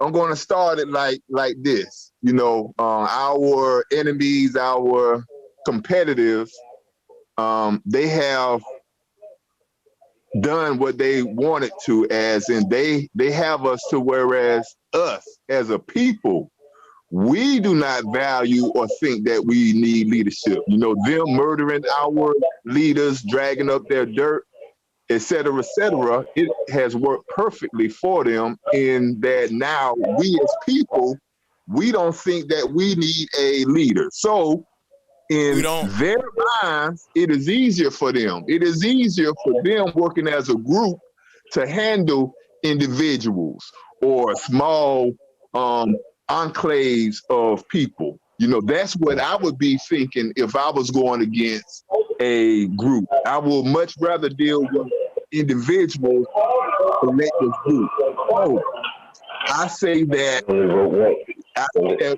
we as people, we can learn from our past mistakes. We've seen where our leaders could be swayed and dragged through the dirt. We see where we actually need to be able to pay our leaders and take care and protect our leaders to keep them from getting. I never seen that. Now, crazy, fam. Now, I don't know where that's coming from. Like, with this ain't 1960, bro. Like, I think that would have been great for Dr. King and them, but like, this ain't that time, fam. Like, I think it would have been great to be able to take care of their families. I say that in reference to them. But in this time, we got a lot more opportunity for all of us to be Dr. King, bruh. All of us to be Malcolm. All of us can be Garvey. All of us can be any of these people. And we looking for one person or two people or a group of people to be it? Yeah. No, dog. Yeah, and fuck, you know what? I'm gonna go here with it. Folks be telling me all the time, man, you ain't like Malcolm or Dr. King, you just on the internet. But let's have this conversation. You don't think if Malcolm and Dr. King was alive, they won't have a YouTube channel? Hell yeah. We using the technology we got today. So I'm pointing that out to say we trying to resurrect a old door-to-door movement that ain't even efficient today. Motherfuckers finna have flying cars. And we still trying to go about the revolution with that old Sharpton approach. When the all final them came. call is, you know what I mean? And like, the UNIA newspaper is that's just the old internet. Now I say we do need leaders. We don't need a leader, but we definitely need leaders, depending on who has skills to handle the departments that we need ran. And but as collectively, we just have to on two. Okay, so leaders of what, Suave? I mean, Black America. I would say leaders of Black people. But you know what?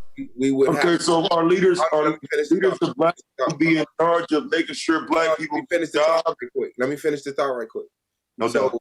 I just don't believe that we should have one leader because, like you say, once you kill that leader, then the whole movement stops. That's ridiculous. If we're gonna seriously, for the people I fuck with, if we're gonna seriously consider being recognized as a separate people, we must act like that. Just like Texas has its own elections, even though they still fuck with the United States, they declare themselves their own country. They got their own president and all of this other shit. Like, but they don't. I don't know the whole politics of it, but like I'm saying, we could definitely set up. So yeah, we need leaders, but not a leader. We don't need. It needs to be about the people. It's about the position. It's never like even when you had kings and queens, it wasn't about the king and the queen. They were people. They died and was born and wiped their ass. It was about the throne because the throne represented the people. And as long as we think like that, we jiggy. So who's the white leader?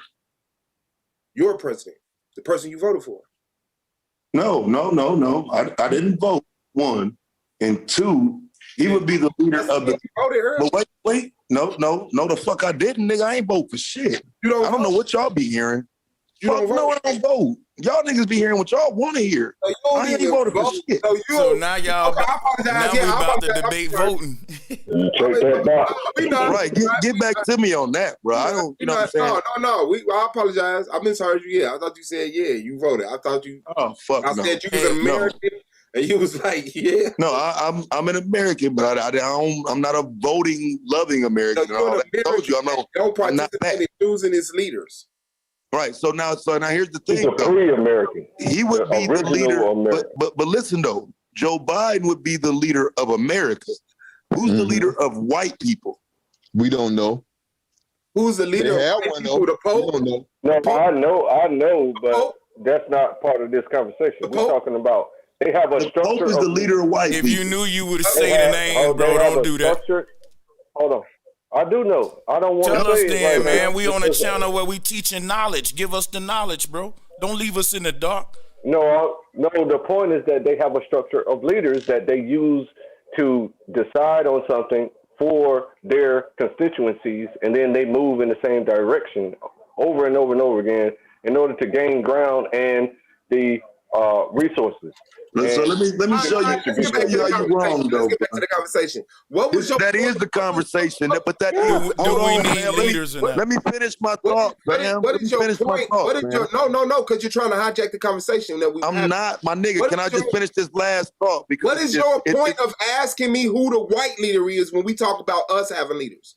Right, because I'm trying to be, the power to empower is leadership. So, for example, with what Donald Trump just did and sent all them white folks down there to the Capitol, that is an example of his leadership. But he doesn't represent all white people. His leadership wasn't representative of all white people. These motherfuckers have infighting all the time about who their leader gonna be, who their leader should be. Some are following politically, some were following based on race alone. We know all of that.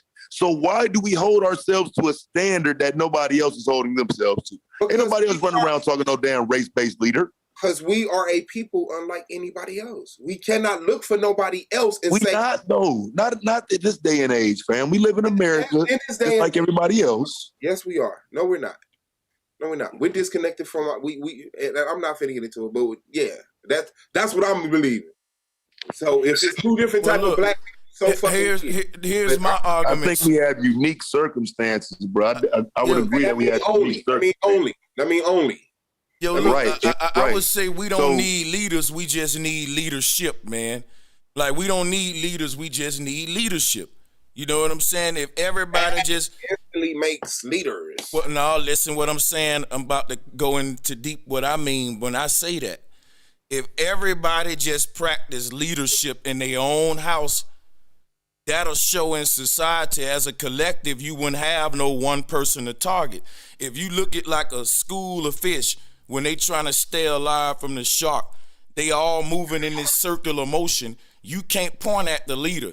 And the shark can't really pinpoint which one to get. He confused. You see, they working as one body. All of them is in individual units that's acting individual as leaders. Then they come together already leaders. I don't think. But the problem when they meet a more predator like orca is going to pick them apart because those orcas are organized, orchestrated, and at the core of that fish skull, they are just individuals. And it's easier to pick off individuals and eat them. Yeah, like leaders, right. Leaders are individuals. Snipers don't go and snipe foot soldiers because they move in units. Snipers going to find where the leader at. You ain't on a chess game, you trying to checkmate the king. That's the leader, right?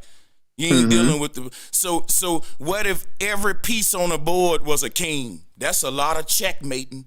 Why we got pawns? That's what I'm talking about. When you preach leadership, it makes every piece a king and queen. You ain't got no pawns and rooks. That was my point, but go ahead. But the thing about a king and queen is that they go through shit and have experience. Everyone's not that's irrelevant to my point though, but salutes to that. That's true. That's true though.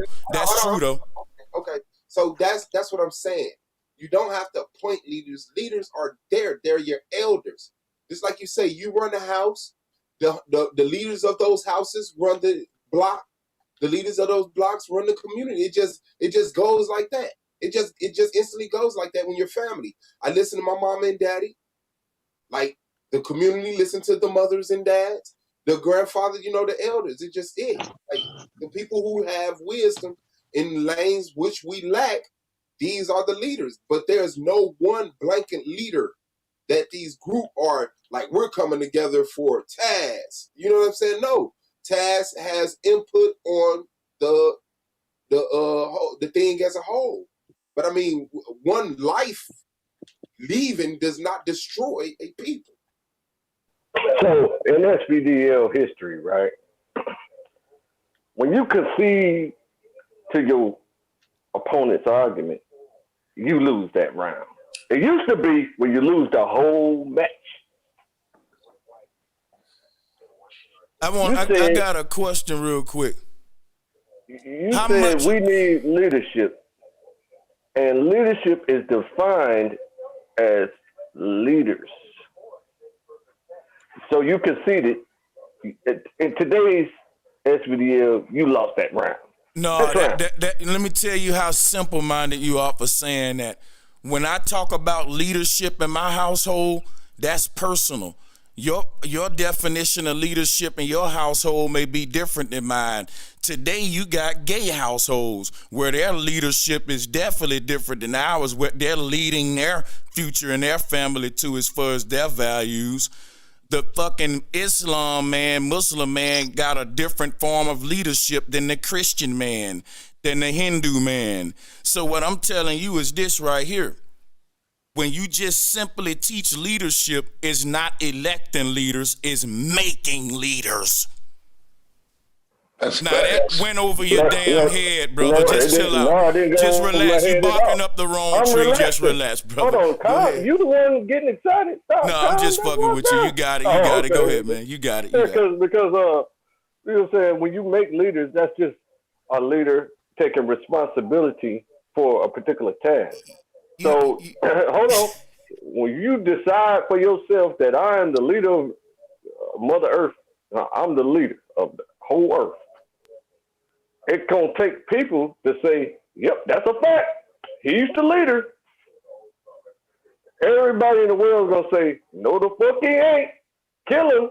Bro, where are you going with this? What I was saying was for us to practice Islam. I am self-law and master over myself is what I was saying. You might be better off around these parts. So I'm telling you that in order to be a leader of other people have to say, that's a fact. He's the leader. And they have to argue it out and figure out, because everybody's going to have different ideas of who the leader should be. You're wrong. You're making an argument for a dang on stance I didn't even make. It's like you fighting a ghost right now. I'm over here. Turn around. Watch for the hook. Check this out, brother. I said nothing about me trying to exercise my leadership over others. I said you cannot be a leader because the people appointed you. If you can't lead and govern yourself, you can't lead and govern the people. If a man can't govern his own actions, he can't govern the actions of a group or a nation. You see, this is why if you want to become a president, you have to be married with children. They ain't got no single man in office. Why? They want to make sure you can lead your family first. So they want to see he got a family. He married. This man is a good leader in his house. Yes, let's put him in office. All that count on your resume as president of the United States, because this is called leadership. It starts at home, not in a circle of niggas saying he gonna be the leader. Why? Because he got swag. That's where we at today. People was liking Trump just because they said he funny. See, that's when you appoint leaders and you don't make them. Cardi B can be a leader in the world like that, because we can just decide out of our damn neck who the leader ain't. It ain't based on nothing. It's just appointment. Elect him. He's it. What I'm saying is let's create real leaders in the home, and we don't have to appoint them in society. Okay, I am with you there, brother. That does move away from what, the point of should we have. I said we shouldn't have leaders. We should have leadership. Well, all right, let me rephrase that. That doesn't really address the point of should we have, a global leadership representative. You know what I'm saying? because our world is bigger than our community, than our Well, that's another neighborhood. argument. That's Our another city. argument. That's something else. We can deal with that on another one. Yeah, that's different. That's All right, see, yeah, that's what I was more leaning toward when I brought up the fact that we need leadership. See, we need representation on the national level, on the global level, etc. We can't just have an individual, no matter how good his household is. A individual cannot, represent us properly when he has to go to the UN, etc., whatever, So That's an illogical thought. I mean, that's you're not even thinking, fam. When you go to the UN to speak, who all speaking? One person at a time or 20 people at a time? one. Right. So these individuals matter. We had Candace Owens speaking for us, nigga. You know what I'm saying? Like, and that's my thing about when you say we need leaders in a country where we don't make the decision on who the leader gonna be, that's crazy. We can hold an election tomorrow and decide a leader. That don't mean that they're gonna put it in front of Congress. Oh, I see what you're saying. You just shot yourself in the face with a double-barrel shotgun. You just said Candace Owens was speaking for us at the United Nations. If we had an elected leader, she would not be speaking for Black America. But she is the elected leader. This is what I'm saying. Candace Owens is not elected, brother. See, you don't know what elected mean. He don't know what elected mean. He don't know what elected mean. I see that now. Just because you didn't vote, nigga, don't mean she ain't elected. That's the point of what you was making, Taz, because we don't choose our leaders. Think about it. I don't like no goddamn Candace Owens, nigga. Right. Please don't believe. Don't think too far here. I don't like it. I'm giving you the example of real life what happened. Huh? Who said you like Candace Owens? No, I'm just saying that's the direction you sound like you was headed in. No, I said that if we had an elected leader of Black America, we would not have selected Candace Owens to speak for us. Golly. Really? But that what I'm saying is we don't do the picking. There are already leaders. Yeah, right. And so since we don't do the picking, hold on, bro. And then listen. And then to make it worse, what they do is they tell the public that we did elect these leaders. Public office. Okay. I see we need to start from a different angle because we're actually having two different conversations. So let me ask this first. Do y'all ride with us Black people that we need our own shit? We need, damn, let me see how the hell I can put this. Or are y'all more favorable with us being fully integrated and no more Black people, we're just Americans angle? Do y'all? Yeah, I don't live in fictional worlds, bro. Like I live in the world we in. There's I just don't understand why people give these outrageous scenarios, bro. Like we're here already. Yeah, this is where we are. But there's always this conversation, whereas we're fighting for Black people and for our fair share. You know what I'm saying? Right, because you do have a fair share here in America that you're supposed to have. You're an American citizen. You know, people before you have not gotten their fair share. You watch people in your lifetime not get their fair share. You too could someday not get your fair share. You know what I'm saying? Like, I don't, you know what I mean? I don't get it. I see where you're at then. All right. Yeah. So that conversation I was having was not a conversation to have with you. I can actually rock with yours, but I can rock with the other one. I just need to see where the people need to go. You know, I can get out here and profit massively and, be fully integrated. But I was taking this conversation as far as Black people who say we need to have our own. We aren't getting our fair share. We need to fight for our fair share. But if I am hearing you properly, you are more of a fully integrated type person, as we are really in, reality. I don't even know how integration came up, but I'm just saying, like, I was born into integration, bro. I was born into integration. Integrationalists that don't vote. Right, yeah, right. Because I was born into integration. I don't sit here and live in this fictitious African land that y'all do. That the land in your mind. I don't. I live in America, where you don't have to vote if you don't want to, but you're still American. That's right. That's why, right. Why we don't know no definitions of any words that y'all use? Here's the thing. Here's first of all, if you're not an integrationist, I would say let integrationists speak on it. Now, what I'll say is this right here, brother. When you hear the word integration, there's many ways to integrate with a group of people or with a nation of people, dog. And you don't have to integrate all the ways or one of the ways. It's all up to you. Some people may say, well, look, I'm an American because I agree with its Christian and religious concepts, but I hate the Constitution. I'm an anarchist. I'm against the government. I hate voting. But see, it's more than one way to integrate. And I'm just giving you a simple way of looking at this. Y'all making it very basic here when you deal with integration. You know what I'm saying? Yeah, Solomon. Whatever. Hey, what's going on? I mean, yeah, I mean, everything that is being spoken on the side of a person that feels as though you don't need leadership is because you already have leaders. Already got him. Thank you. And because who's the leader? The president. The president of the United States. Right. See, that would be your mentality. The president. I'm just saying. I mean, everybody on this panel, that's our leader right now. But I think what Suave Boss is saying is that we need our own leaders. I disagree as Joe Biden being my leader. Hold on, let me finish my statement. Way above my head, he makes decisions for America. He's not my leader. Well, that means that he's your leader. No.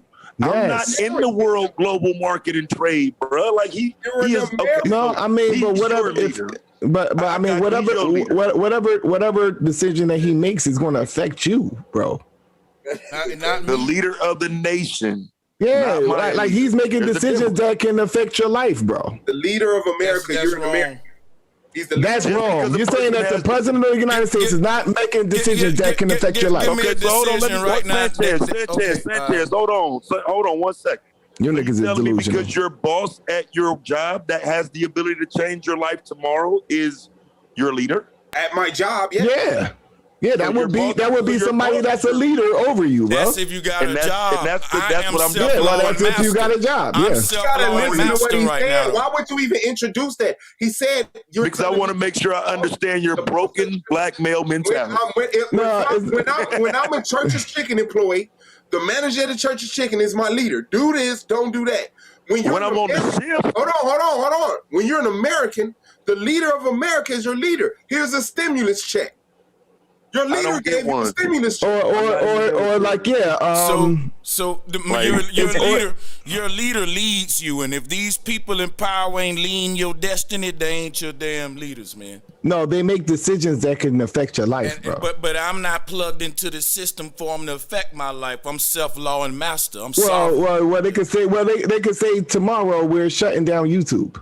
Cool, then I have my own backup. Okay, then. So that's something that can affect your life, bro, because you're on YouTube all the time. It'll just affect the fact that I couldn't argue with y'all every day, man. If you faint it right now, you going to the hospital. Brother, if I faint right now, I'm just going to be dead, man. No, come on. I mean, so then the conversation gets comical and silly. But hold on, but on some real talk. No, I want to finish my statement though, because I want to finish my statement though. On some real talk. I want to finish my statement because y'all kind of cut in on my statement. Hold on, Sanchez. Hold on. I just want to finish my statement because I'm not going to be on here long.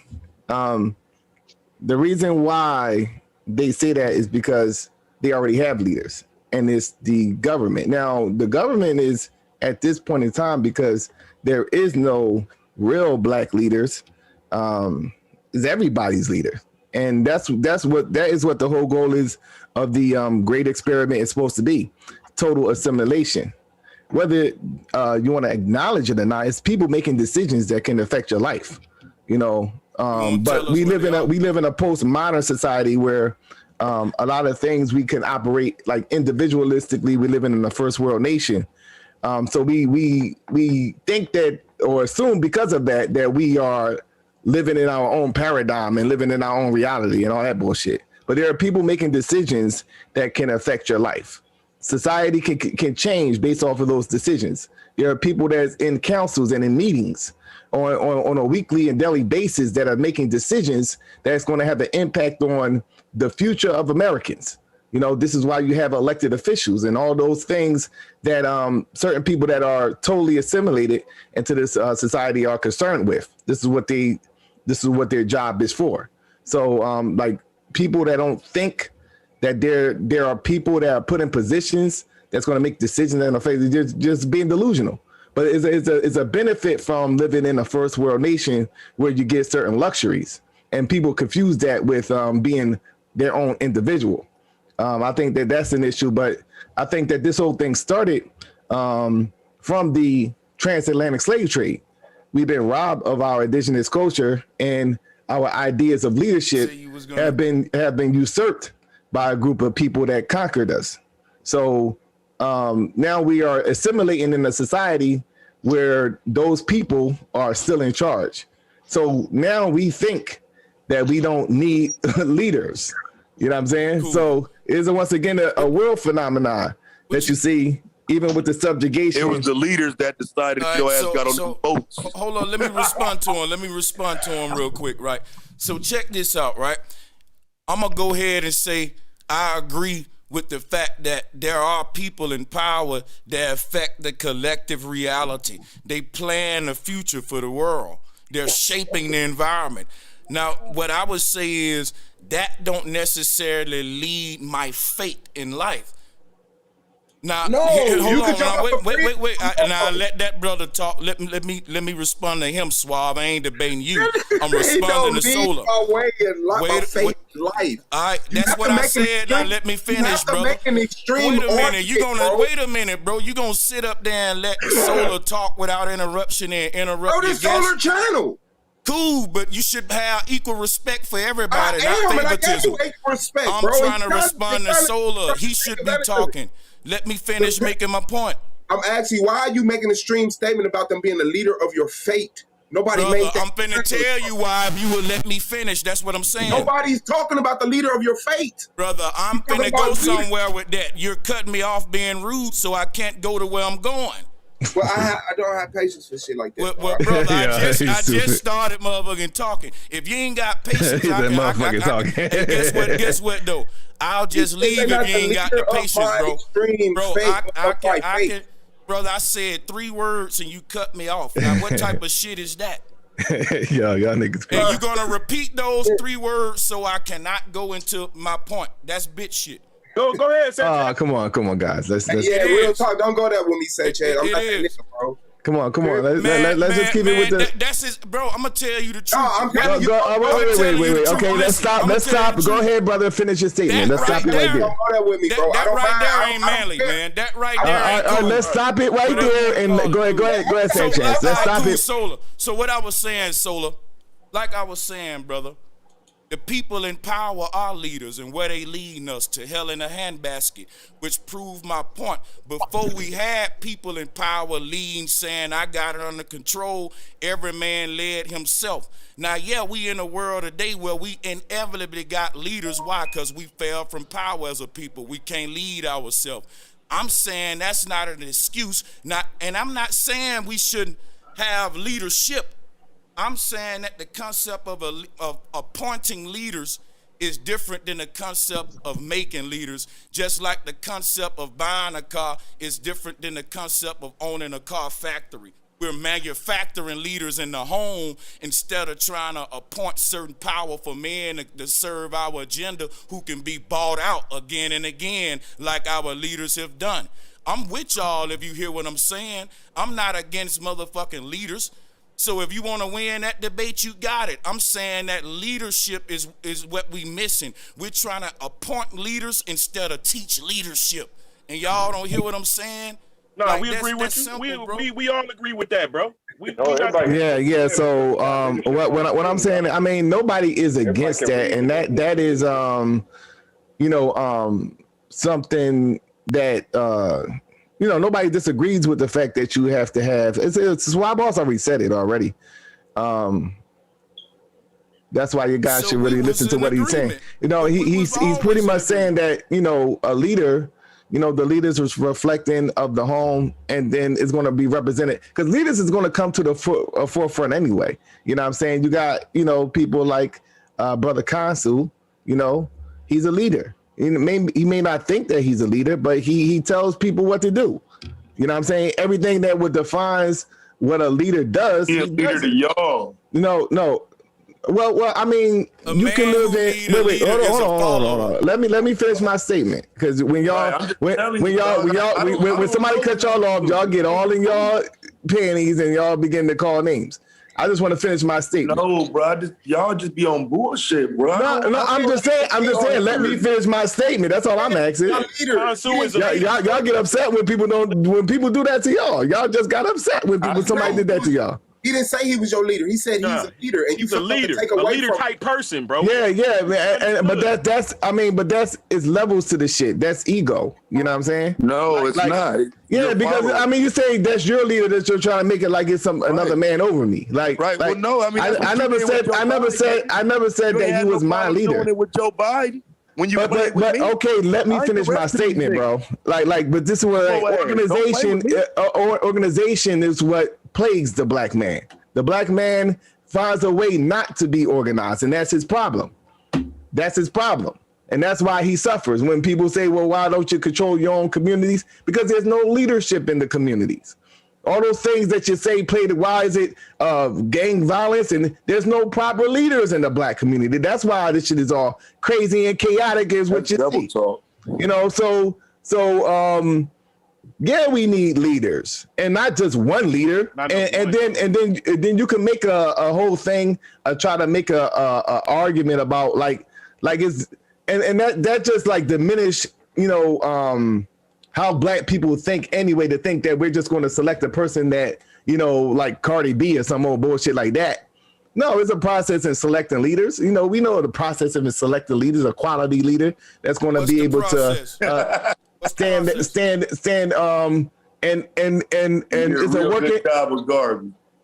But that's what I'm saying. That's what I'm saying though. Everything that you're talking about is from a Negro perspective, bro. The white man is your leader, bro. So you have no problem. You have no problem when the white man selects his leaders. You have no problem when the white man selects his leaders. You only have a problem when niggas try to get organized and select their leaders. That's why you're against Marcus Garvey. That's why you're against all the black leaders. The reason why you're against all the black leaders is because you have a problem with niggas being organized, bro. You have a problem with niggas being organized, brother. Y'all get mad when somebody tells you. No, I'm not getting mad. I'm addressing you now. I'm not mad. You can. I'm not mad. I'm addressing you now. Because you kept on cutting me off. Now I'm addressing you. Now I could have kept on talking and not even have you in the conversation. Right, but if the stones weren't hitting the dog and making you say something, the stones is hitting the dog and is making you say something. So now I'm addressing you, brother. Don't play no games with me, bro. Realize how pathetic I was making a general statement. Those stones was hitting your ass, and you feel as though you had to say something. So now I'm addressing your ass. Pathetic. You can't. No, it's pathetic that you feel as though that you don't need leadership. Leadership signifies higher forms of civilization. There's leaders that start civilizations, bro. Yeah, you know, you're some nigga running his damn mouth. That's what you are. You're a nigga running his goddamn mouth. You're not a leader. You're not a leader at all. You some nigga running his goddamn mouth. Your leader. I'm a little nigga. Hey, Solo, check this out, brother. I'm used to be your leader. Consu your leader now. Wow. You a little nigga. Oh, wow. Okay. Hold on, Suave. What you got to say, Sanchez? Let me holler at you and Suave. You need a fucking leader. That's why you keep jumping from leader to leader to leader to leader, nigga. Leapfrog ass. Okay. No. He's so hurt right now. It's okay. Somebody pat him on. Somebody pat him on his back and give him a bottle. Not reflective of what you talking about. Like somebody pat him on his back and give him a bottle, bro. Bruh, what you got to say, Sanchez? Y'all don't agree that You the only one that thinks you can talk shit, my nigga. Bro, how long are you gonna ramble, bro? We got Don't you. do that. You just said Sarnett is my leader, Kansu's my leader. Okay, cool. Right, because again, okay, brother. Sanchez want to say something now, bro. Let me It's gonna be quick, Taz. I swear. ahead, I just want to say niggas something. all in his damn panties, bro. Now I want to apologize to the brother Suave, man, for being disrespectful. Right? This is a passionate conversation. This is what I wanted to say. Do y'all or don't you agree with my analogy that leadership would be more like the factory that produces the damn car? Definitely. I agree that it's a process, and so you just can't put some crazy wild motherfucker up in there to run his damn mouth. No. Yeah, it got to be a process. But that's why it should be, once again, things such as, like a Boy Scouts, because we know the Boy Scouts was some weird shit, but something like that's going to get the young men to be able to develop into making proper decisions as an adult. And you need young individuals that could communicate amongst themselves so that when they become older, they would know how to properly conduct themselves and be able to follow somebody without putting their arrogance in the way. How many failed examples do you need? You so remedial, you use one. We're going to keep on trying, brother. I don't give up because we failed at one time. We got to just try something different. Right. So here's the thing, though. When you say you're trying something different, you're going to collectivize another group of young black males to follow yet again, is what you're saying. No. What I would say is that we will learn from our mistakes and move forward. Yeah. But then create the Boy Scouts. No, we got to have certain programs that can help develop our young men into being proper adults. Well, maybe if children had fathers, how about being a father first? That way your child doesn't have to go through. As what the brother Sanchez said. Yes, it starts in the home. So you're going to be a father in your home, but the young men, brother, are we building or are you just trying to talk? So the father definitely has to be in the home to raise the children. That's his responsibility. But in terms of communicating and getting all the young men together to know how to properly communicate amongst themselves, that takes a joint effort of the fathers to come together now to help lead them and how to be organized and move as a body. So wouldn't you need to first get the fathers together?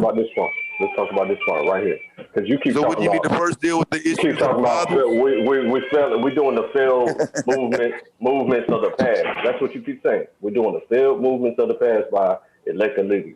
And you said that Garvey was elected by his own organization. So I'm telling you, holding elections for everybody, right? And everybody tap in and say, this is going to be our leader. And then they're going to vote in a number of leaders all over, probably in every state. So we have our own black governor and all that stuff. So what I'm saying? So we never did that before. I'm telling you, we ain't never did that before in the past. And so this will be a paradigm shift that will change Black America. The resources will be allocated to us. Yeah. Again, it's these unrealistic scenarios that just ruins any realistic understanding. Like I said, when it comes to a leader, I think when you reach a certain level of manhood, as a black man, you are going to be needed as a leader yourself. It's like, I just don't think we can keep breeding followers. I don't think we can keep telling people, you need a leader though. Everybody needs a leader. You're gonna need a leader. Yeah. Listen, man, you have to breed leaders to create the next set of leaders.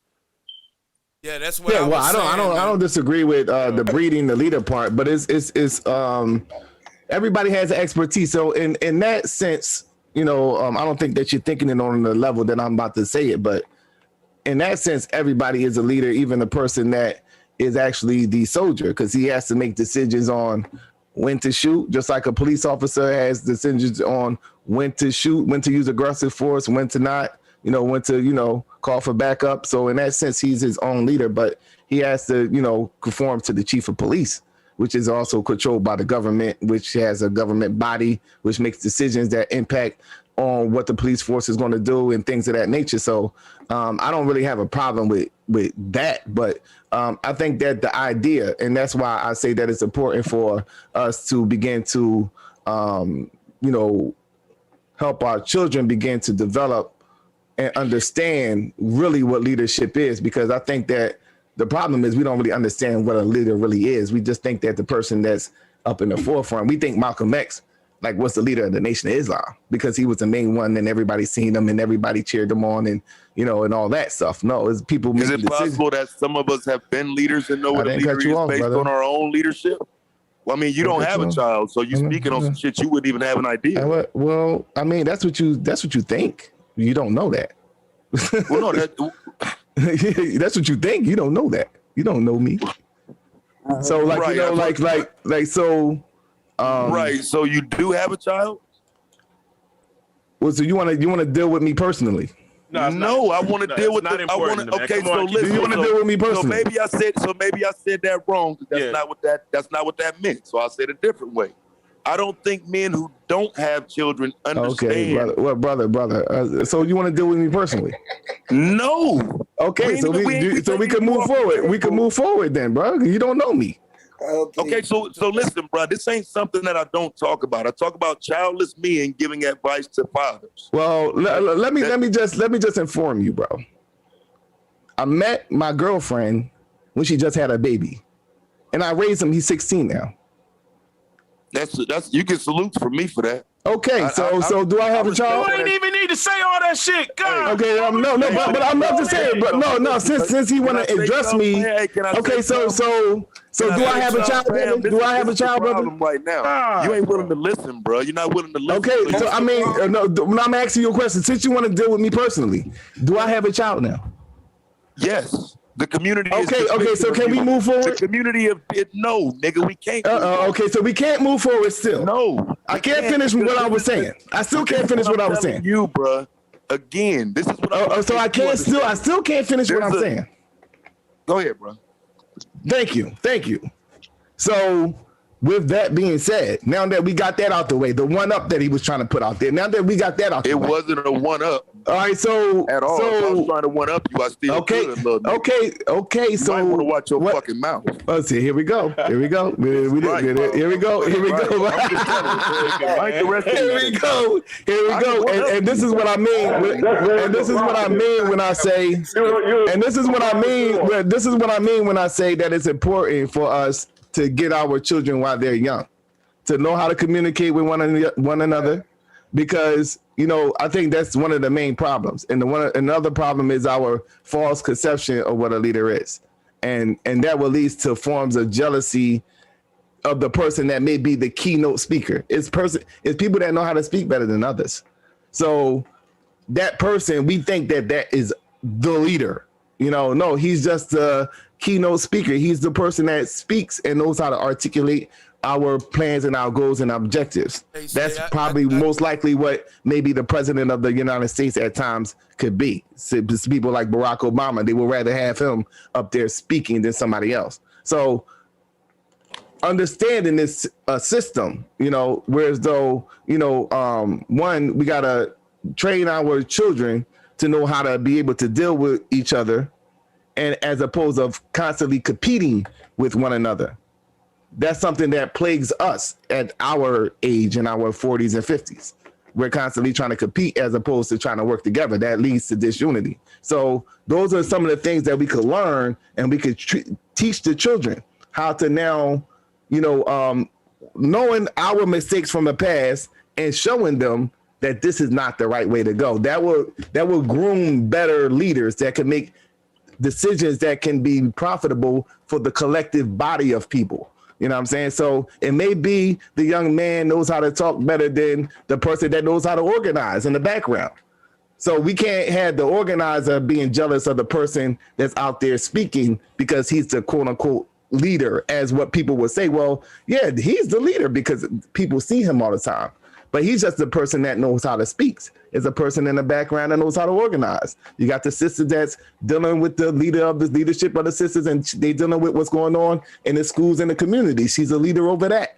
You got the teachers that's working for her. They're leaders in their own right. So from a standpoint, yes, what Sanchez was saying, yes, we will all have to be leaders in a sense, but everybody has a role within the collective body, you know. And I think that when what happens now is we don't have a collective body because some people want to be, you know, over here Democrat, you know, some people want to be over there Republican, some people just don't give a fuck and say I'm gonna do what the fuck I want to do.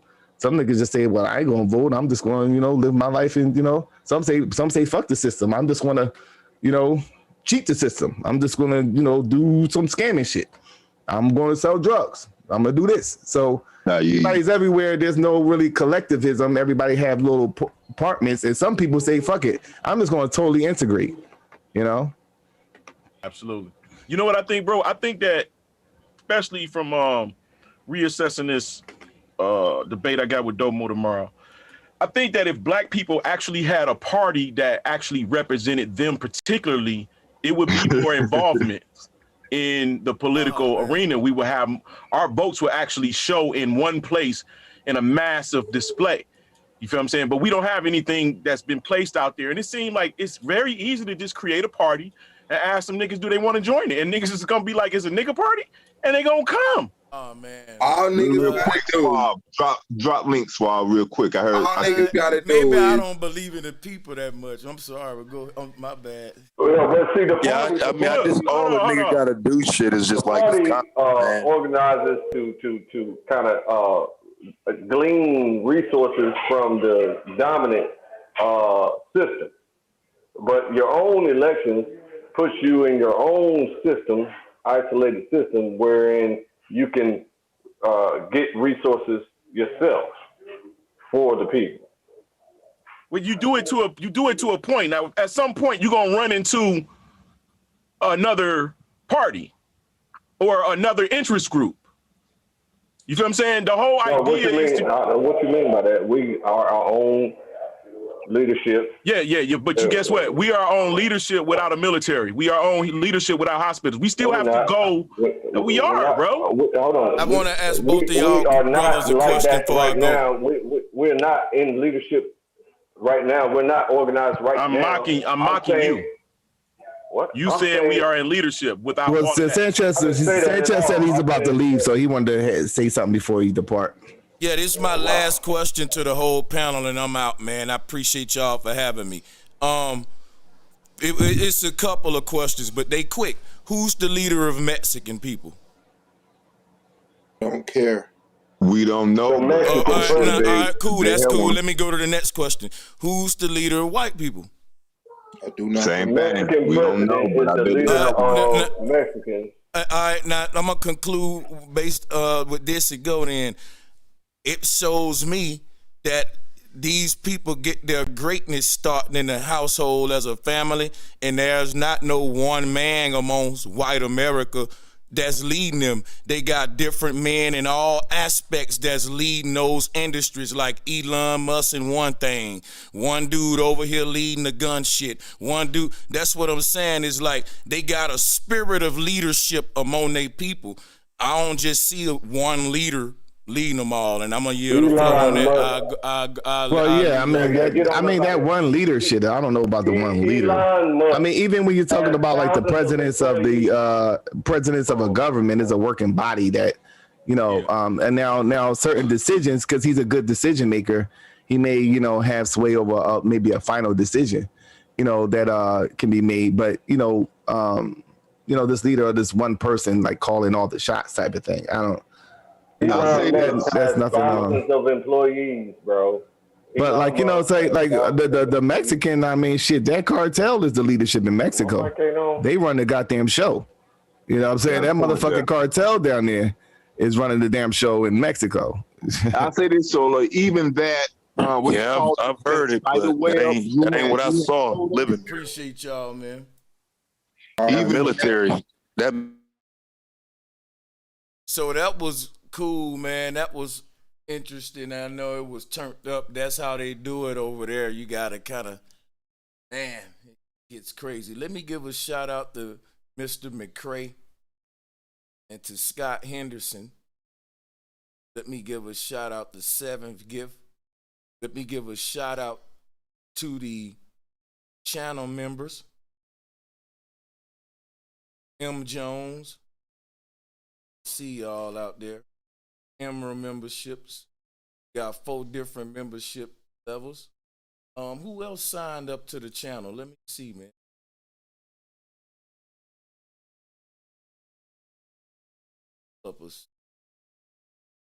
I think that's all we got right now.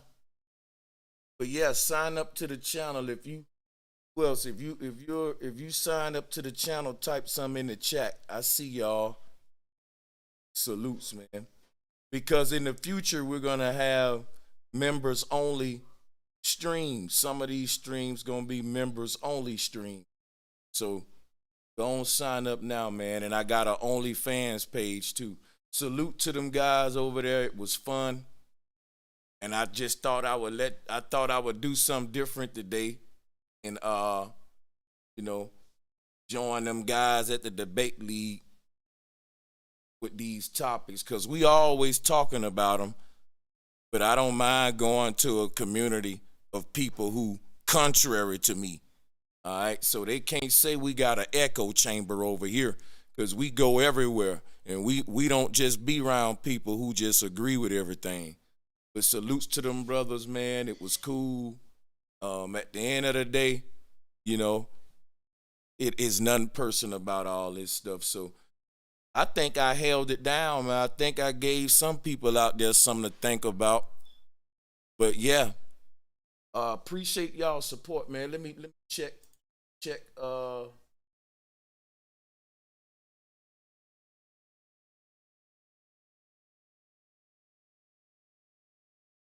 Yeah, man. Salutes to y'all for the donation. See. Yeah, salutes to all of y'all for signing up to the channel and to the new Patreons as well. Let me get up out of here, y'all. I gotta go. Peace and much love to y'all. It was fast.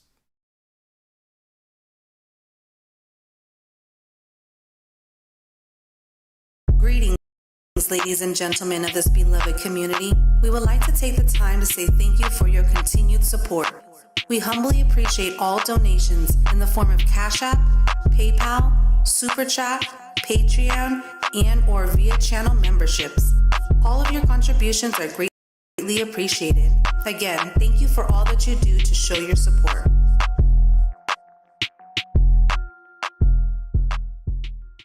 Please like and share the video, and don't forget to subscribe and hit the notification bell. Be sure to select all so that you can receive notifications every time we go live and upload to the channel.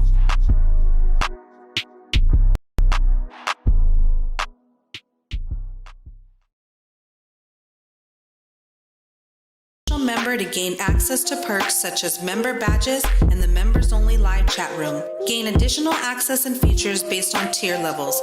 Become a member today.